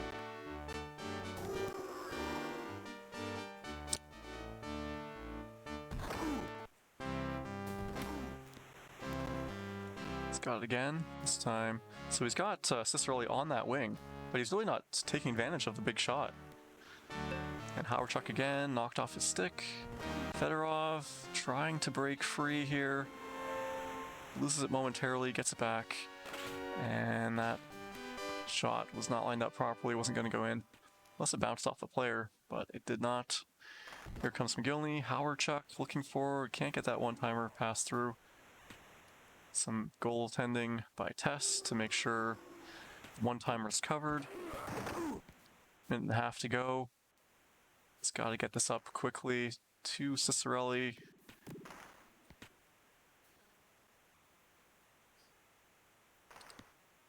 Taking his time, coming back. Hawerchuk. Tried the backhand. Oh, he's got it. Nope. Doesn't get through. Flufflofsing just hit him. Here's Lidstrom on the not breakaway. Oh, the pass doesn't get to Meisman. 30 seconds to go. Possession for Thrill House. One more shot there. And this game is over. Can't get 2 goals in this amount of time. Well, there you go. 2 of the top 3 players from the King of 94 are now into the semifinals, including the Duke of 94 winners. So I guess we just got one more quarterfinal match left to see who our final semifinal is, and it's going to be King Raff and Jesus Plays 94, I believe.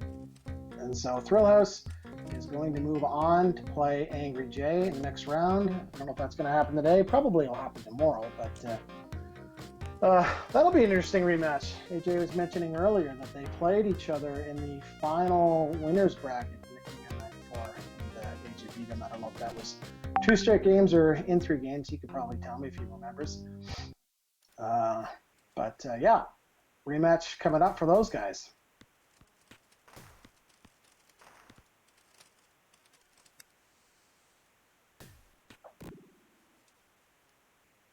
switch here too. This is the Dale Howarchuk. How are you playing the video? J'allume ma dernière cigarette, je débouche ma dernière bière tablette. Je fais jamais de joke avec les tapettes, mais je l'avoue, je ris des grosses omelettes portées. They already have their game loaded up, you know? Si je me ramasse tout seul, je te jure, je vais claquer. Sorry, what's that? Do you know if they already have their game loaded up? I'm gonna join it now. I think they're gonna play on Raph's host again. Cherche pas l'amour, cherche les caresses. Je cherche le vent avec des belles fesses. Juste pour une nuit, puis fuck le reste. Moi, je suis sans souci, je suis sans Yeah, I guess we'll find out here later.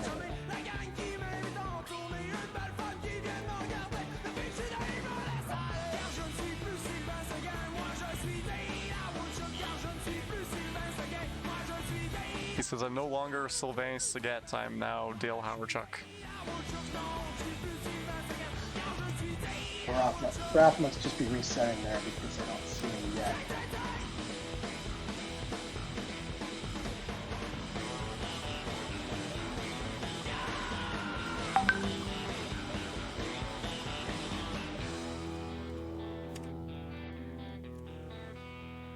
Raph's asking me if I can join. I don't see him at the moment. Yeah, I'm just taking a look right now. It takes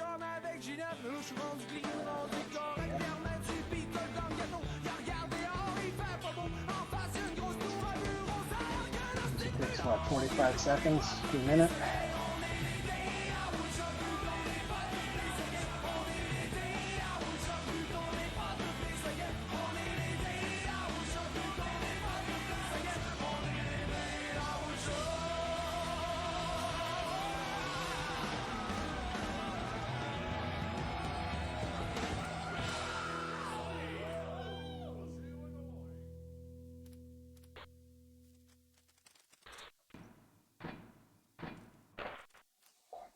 Okay, we're both in there. I think I am in the game, so this I might saw actually you. work.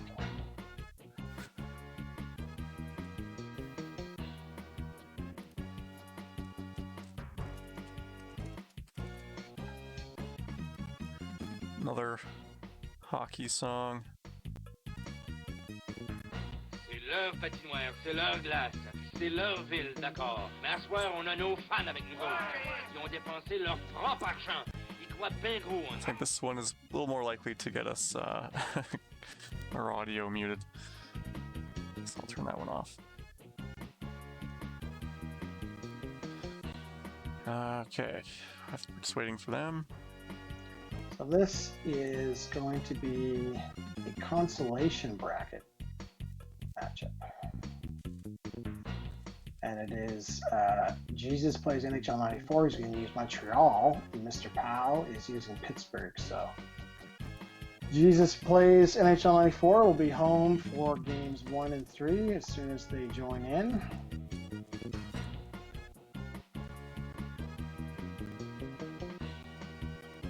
And the winner is going to play. Now it says Coke there, but you can ignore that because it's actually playing Joda. Part of the reason was that for part of the bracket we had double elimination until we get the final 16 on each side, and then it's single elimination for the rest of the way. But we were still using a double elimination bracket, and so instead of creating brand new ones, we just kept it as is. And we give the winner a bye, and that's why you see like a -1 to 0 score there. So you'll see Joda moved along, and the same thing will happen in this game, where the winner will just kind of move past that consolation. We call it a bye round. It's really just more of a nothing round, and then we'll move into consolation quarterfinals. So, and Joda C007 Vancouver is just waiting in the wings to find out who he's going to be playing, whether it's Jesus or Mr. Powell. So, let's check with Raph to see how they're doing. Jesus just told me on my way.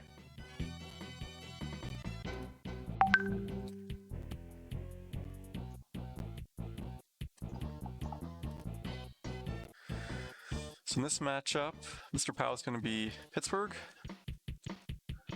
and Jesus, we've seen has been Montreal in both brackets.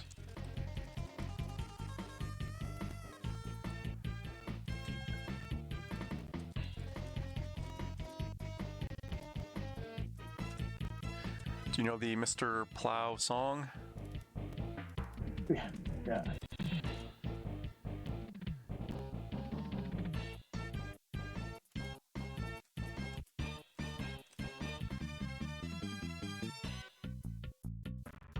Oh, I think, Okay, I think Mr. Pow might be hosting.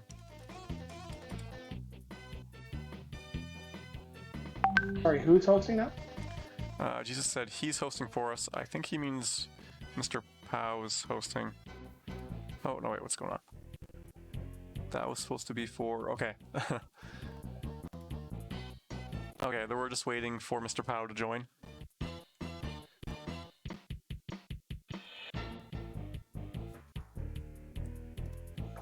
And I think we are going.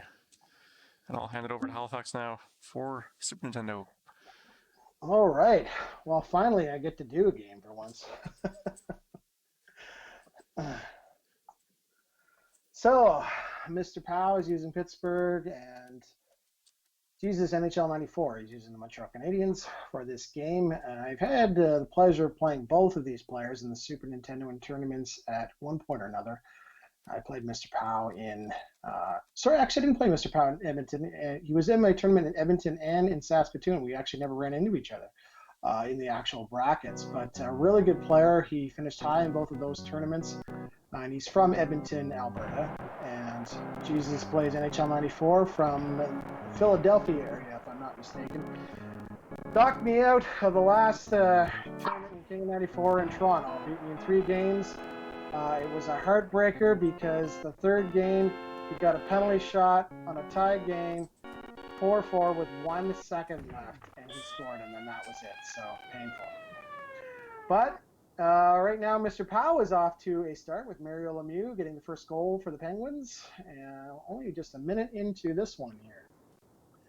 So this is a consolation bracket. This is a round of 16, and whoever loses obviously is done. The winner will just continue on to play through the bracket in the best of 3. Mr. Pow inside the net, and we see a little Fenty there as the net gets knocked off by Schneider. If that was intentional or not, but anyways, he gets the face-off. Face-off won by Mr. Pow with Mario. Tried to get that shot to the corner, didn't get it to go. And Jesus is back the other way with Bellows. He's passing it back and forth with LeBeau, loses it there. Now Yager picks it up for Mr. Pow. Here comes a one-timer. He didn't get that one-timer off.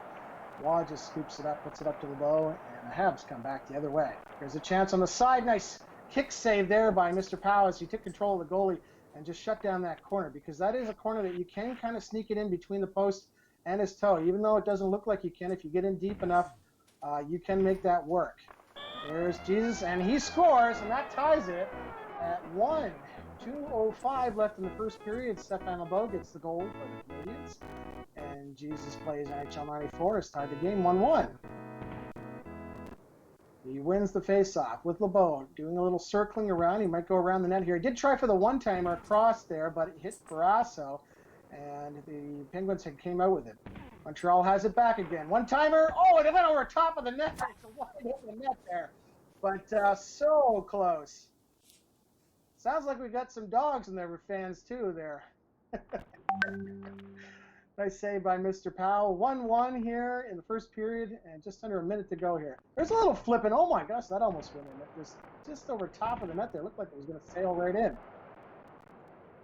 Here's Mr. Powell. Try for the backhander. Couldn't get that one to go, and the Canadiens are back the other way. Here's Jesus. Nice passing play, back and forth. And it is along the side there. Icing is the call. So, Mike, I think you left your mic on. I can hear you talking in my ear, so I'm just going to pull this out. I don't think they can hear you. 1-1 here in the first period as we head into the intermission. And so the thing is, Smoza can turn off his mic and he can still talk to me at the same time, and that's why I was hearing dogs barking in the background. So I don't know if you guys heard that or not, but I did. Second period just underway here. And Jesus plays 94. It's coming down with the Habs. He has LeBeau. He's on a break. Scores! Makes it 2-1. Nice little deep move there. LeBeau with his second goal of the game. 4:39 left in the second. Early goal for Jesus here in the second period. And a 2-1 game now. It's a camera right here. Pittsburgh with Mr. Powell. Gives it to Lemieux. That's who you want to give it to for this That's team. the wrong end. You want to get it to him as much as possible. And get one-timers, dekes, anything you can, because he's the best player in the game. So, I mean, everything that he does is perfect. That's And not very that's who, if you're going to rely on anybody, you're going to rely on him. Here's Bellows. Comes in. He tries to sneak it in there. Nice save by Mr. Powell as he came out, cut down the ankle, kind of ran into him, and basically didn't allow him to get a shot off. Montreal with LeBeau. He's got 2 goals already, looking for 3. And there's a one-timer. Oh, and it hit the defenseman in front of the net, and it stayed out. That was pretty much a sure goal, but bit of luck there for Mr. Powell, and maybe he can use that to his advantage to try and come back into this game.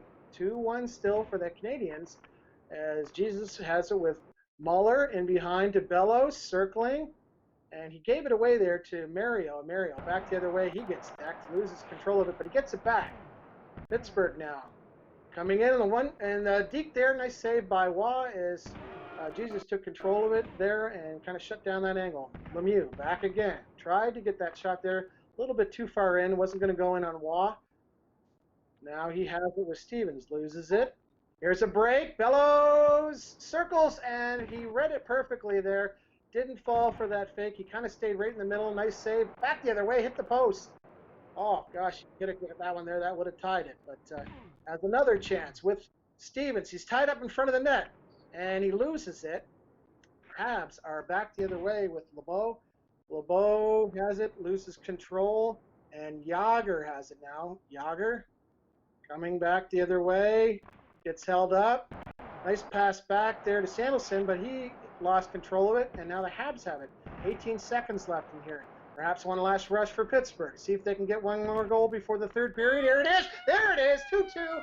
It is tied up as Mario gets the second goal for Mr. Powell in this series, in this game, in game 1, and we have a tie game here. Nice play there. Those ones are, you try. When you're watching the time, sometimes you're trying to decide whether you're going to use the defenseman or use the goalie. But in that case there, he didn't get the goalie in time. It is 2-2 here heading into the third period. Jesus wins the face-off for Kirk Muller. Up to Bellows. Bellows in the corner, looking for a one-timer. Is it there? No, he got cut off by Samuelson. It's still there. He scores! 3-2. 4:37 left in the third. It is 3-2, and Bellows gets the goal to take the lead for Montreal. Stéphane Leboeuf with his 3rd point of the night. 2 goals and an assist.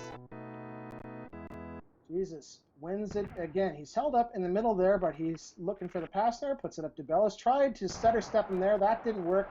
Pittsburgh back the other way. Here's Mario. Circling. Mario shot, scores, and it's tied to 3-3. A hat trick for Super Mario here in the third period. Wow, this game is just going back and forth. Mr. Powell has tied it. And we have 4 minutes left to see who is going to pull out game 1. Habs gets knocked from behind there. Yager has it. Yager probably going to pass across here. Is he going to one-time it? Backhander scores, 4-3. That was a hard play because you didn't know if he was going to one-timer or take it in himself, and he kind of psyched him out there. Nice little deke on the back to make it 4-3, and now the Habs are playing from behind, so they got to try and come back. Nice passing play there. It didn't quite work for him, though, but he gets it back to LeBeau. Here comes Jesus. He's in on a breakaway. Scores in the backhander, and it's tied again. He had Mr. Powell going the wrong way, tucked it in on the backhand at 3:13. It is tied at 4. This is an amazing game so far. Mr. Powell wins the faceoff with Mario, and another backhander scores. It's 5-4. 3 minutes to go. It's another 1-goal game. They are just going back and forth here in the third period. Jesus wins it for the Habs. He brings it in over the line, gets dumped there by Mario, and Mr. Powers back the other way. Gives it to Yager. Nice little back pass. Tries the backhander again, and Jesus didn't fall for that one. Nice save by Wah. 2:30 to go here. He's down by 1. Has it with LeBeau. That's who he's been relying on. Tried to get a one-timer in the front there. Didn't quite work, but he gets it back. Mario has it now. Mr. Powell with 2 minutes to go. Break. Oh, right off the post. And it stayed out. Habs back the other way with Bellows. Oh, we got another chance. Third chance scores. It's 5-5. 3 chances for Bellows. You were just wondering when it was going to go in, and it finally did. 1:38 to go. Wow, what an amazing game this is. Habs with it with LeBeau again. Bringing it in. Over the line. Circling back. Trying to find someone to give it to.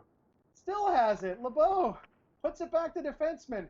He's going to wrap around, come back in for one more try here. Gives it over to Bellows. Bellows circling around the net. 57 seconds. We're tied at 5 here. He loses control of it. Pittsburgh going back the other way. Pass there goes through the defenseman. There could be a rip here for LeBeau. He's in. Scores! 6-5. 34 seconds to go in the game.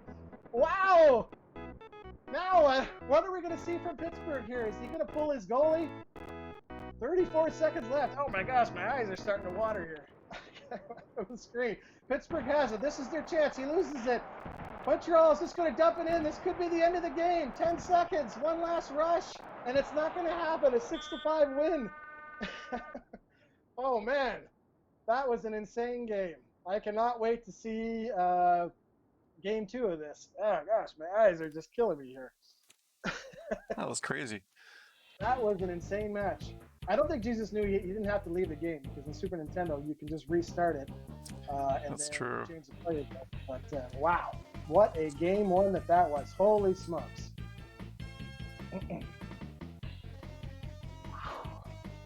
Game 2 coming up. So Joda C says, "Wow, good game." King Raf, good game. Something? Sorry? Has anyone got any Visine? Staring at the screen for so long. Cabs, nice patience from Jesus. I don't know Super Nintendo, but I think you need that with Montreal. And yeah, settle it on the screen notes. $4,415. You guys rock. You can see at the top left of the screen, we've raised $4,415 Be right back. for the Mario Lemieux Foundation.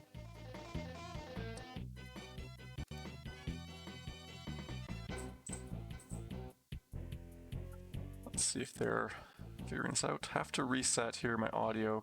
Okay, we're just waiting for, I think Jesus will rejoin the game. He has an audio problem. And I will mark that he is up 1-0.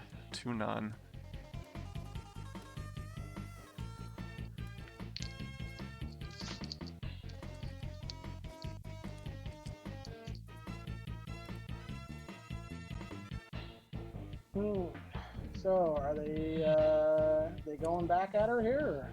Jesus needs to rejoin. He was having some audio problems, so he is back now. I think he's got a. Oh, okay, they just reversed their controllers, I think. Oh, they may have to restart this because yeah, those are the wrong teams. Oh, would have been nice to see an Anaheim Tampa Bay matchup. I kind of miss that with the usual way that we run these, seeing all the different matchups. Although at least you get some pretty good variety in this. You know, it's not always Pittsburgh and Boston or Chicago and Detroit. I think there might have been a little bit more variety in Super Nintendo. I think that perhaps the teams are spread out a little bit more on that side of things. So that's why you see teams like Montreal, Vancouver used quite a bit more, so in Winnipeg, Quebec. So, all right. So Jesus making his line changes. Of course, he's going to put LeBeau in there because LeBeau had quite the game last game. He relied on him, got a couple goals early, and was racking up the points for the Habs. And they pulled off the 6-5 win. I see Mikey V. He's in the chat. He's good buddies with Mr. Powell, and I think he's pulling for this game. Well, now he has his chance. He's at home this game, and he needs to get back into this series, force a game 3. He has with Mario right now. Mario gets dumped. As the Habs come back the other way. I'm trying to think, is 27, is that 27 is Schneider and 28 is Desjardins, if I'm not mistaken, on the Habs. But I think so, yeah. Here's Montreal. Or sorry, here's Pittsburgh. He gets Yager gets dumped there, and the Habs pick it back up with LeBeau. Jesus has it in behind the net. This kind of goes one way, goes the other way, gets dumped. He has it back again, though. Now he's on the side of that. You're going to cut out front, and Mr. Powell saw that and just came out with Grasso to take away that play for him. So here's a break from Bellows, and a weird little flick play there. I'm not sure what happened, but he lost control of it. And now he has it back again with Schneider. Schneider to Muller. Muller's being held. Pittsburgh takes control. Here comes Yager, and I think Yager tried to back pass there. He gave it right to the Habs. Here comes Bellows. The forehand shot, and that didn't go in. Still 0-0 here. Lots of goals last game. Is there one coming up now? No, nice save by Mr. Powell there as he keeps the shutout going. 0-0 score. 2 minutes left in the first period of this game. Face off in Pittsburgh's zone, won by Montreal, but it skates out or clears outside the blue line, and it's going to have to come and restart again. Here's Bellows. Bellows in behind the net, passes it off to LeBeau. LeBeau cutting out in front, shot, and I thought it was going to go there, but for some reason it went right on and he gets back and he scores with Larry Murphy.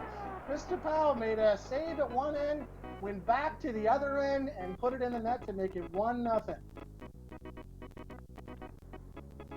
1:25 here in the first, and Mr. Powell looking for some more, but nice save there by Jesus with the goaltender, and he gets the second goal of the game. Is a timeout coming? There it is, timeout Montreal. He's going to collect his thoughts, get the team rallied up, and maybe they're yelling at them at the bench. This could be the time that Patrick Roy is telling GM Corey that he's leaving the team for the Avalanche. I'm not sure, but 1:05 to go here in the first period. It is 2-0 for Pittsburgh. Going for 3. And nice save there by Patrick Roy to keep it a 2-goal lead. LeBeau gets dumped by Mario. Mario has it. Cuts in. Tries for the forehand. That didn't go. Here comes Jesus back the other way with LeBeau. Gives it a nice passing play there, but he got knocked down. 15 seconds here. One last rush. Is he going to get one before the buzzer? No. Doesn't look like that's going to happen. Time is going to expire. And it is a 2-0 lead for Pittsburgh. So, but 2 goals, not a big difference for Jesus because they were going back and forth last game, and 2 goals really isn't that much of a deal for either of these players, regardless if they're up or down, to get a couple quickly. So we'll see if that happens here in the second period. Here's Mario, comes in with the forehand shot, nice save by Roy as Muller, and Jesus picks it up. He stops there, gives it to Bellows, who also stops. Waiting, looking for a pass, and waited a bit too long as he lost control of it. Here's Mario. Mario's in on a break. And a nice save there by Wise. Jesus came out with the goalie and read that very, very cleanly. And that was his turn to come back and do it. A big save at one end, score at the other end, 2-1. Kirk Muller gets the goal. We saw it in the first period for Pittsburgh. And now we see a reversal this period for the Montreal Canadiens. He has cut the goal lead to 2-1 now. And he is back at it again with LeBeau, spinning around, stopping. LeBeau shot, and Barrasso saved that one. Now with Mario. Mario in over the line. Is he going to go for the one-timer? There's that forehand shot, and the Habs had saw that. Patrick Roy made a nice save there to keep it a 2-1 game. The puck is kind of floating in no man's land, and Bellows comes back to pick it up. Bellows loses control of it. This could be a chance for Pittsburgh. Scores! And he makes it 3-1. The miscue there by the Habs, and he takes control of it, puts it up 3-1, and regains that 2-goal lead here in the second period. Jesus wins the faceoff for LeBeau. Moving around with it. Oh, and he had a chance there. I thought he was going to get that deke move to work, but Pittsburgh had just knocked him down here before he got a chance to get that shot away. Face off in Pittsburgh zone, won by Pittsburgh. Pass coming up, and he tried to get it to Stevens there, but it was cut off in the middle of the neutral zone by the Habs. Here comes Jesus with Schneider, and over the line, gets held up.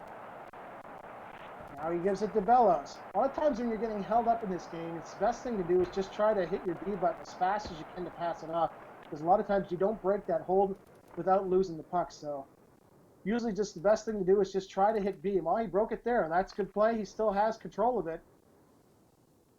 with Lemieux now. Lemieux coming in. Lemieux going the backhand, and it hit off the post there. It stayed out. Now's a chance for Montreal to take advantage of that. Montreal with Bellows, he scores, and he did make him pay 3-2. Couldn't get it on one end, came back on the other end. It is 3-2 now. He closed the gap again. These guys just cannot get away from each other. They have to keep the games close, and you know what? It makes it fun and entertaining for us. So there you go. Here is Mr. Powell with Lemieux. Loses. Now here is LeBeau on a break. And a nice save there by Mr. Powell. Oh, no, he's in trouble. He got the goalie. Scores. Oh, no. It is 3-3. A goalie miscue. He made an amazing save on the break. He got caught in behind the net, and easy goal there for Jesus to tie this game at 3. 16 seconds to go in the second period, and what a game this is. It has a little bit of everything. We are headed to the third, tied at 3. Holy bananas, says Jodeci. I know! It's crazy watching this game. Just, you got a little bit of everything happening. Great plays, great saves, and a whole bunch of other stuff. So, oh, here we go. Jesus wins the faceoff with Bellows. Puts it over to LeBeau. Is a one-timer coming? No, he didn't get a chance to because he's held, and he loses control of it. Picked up by Murphy. Mr. Powell gets knocked down. And the Habs are going to start again here with Schneider over to LeBeau. Jesus in behind the net with LeBeau. Looking for a pass. The middle's all cluttered up there. The shot, and that didn't get through. So nice play by Pittsburgh. They're back the other way. Oh, and a nice try there. A nice save. Equal to the task was Patrick Roy. 3:46 left here in the third period. Tied at 3. And Pittsburgh needs to win this game to force a game. There is Muller breakaway. Oh, nice save by Mr. Powell there. He read that nicely on the backhand. He's back with Yager. Mr. Powell, and he loses control of it. Jesus now with Schneider up to, he has it to Bellows. Oh, and there was almost a good chance. I thought it was going to go. It didn't. It's still tied at 3. Jesus again with Muller. Muller gets dumped from behind. Mr. Powell's just going to scoop it up, knock over a couple of guys, and give it to Marion. Lemieux still with it, trying to make his way to the net. I think he's going to. There's a chance. Now Yager still has it, and Yager gets decked. He is out for the period. 2 minutes left. Is there going to be a change here? No, he decides not to make a change. I thought he might be putting someone in, but he's going to stick with the lineup that he has. He wins the faceoff. Oh, nice save there by Patrick Roy to keep it at 3-3. 1:55 left now. Here we are in game 2. Jesus leading the series 1-0. Mr. Powell with Pittsburgh needs to score a goal to win this game if he can, and put it back to a game 3. Jesus trying to get that next goal, see if he can win the series. But now Mario has it. Mario in. And a shot there. Nice save by Waugh. 1 minute left to go here. Who is going to be the hero for this team? LeBeau has it. LeBeau, he's in a breakaway. Oh, what happened there? Oh, it's a face-off. Holy smokes, I don't even know what happened there. 49 seconds left, and I thought there was a goal going to be happening. 40 seconds to go. Here is Muller. Muller gets held up. 30 seconds left. Are the Habs going to win it? There's a shot. He scores! 4-3. Oh my gosh. 23 seconds left. And Montreal has the magic again. Another late goal. Is that going to be the winner? Pittsburgh wins it. This is their chance. They got to score here. He loses control. It's dumped down the ice. For one ice, you got to get that icing. He does. 7 seconds left. Is he going to pull the goalie here? He's got one last chance. He's not pulling the goalie. Okay, well, let's see what happens. Pittsburgh needs to win the faceoff. They do. Here's a one-timer, maybe. And scores! 4-4 with no seconds left. He's tied the game. I don't believe it.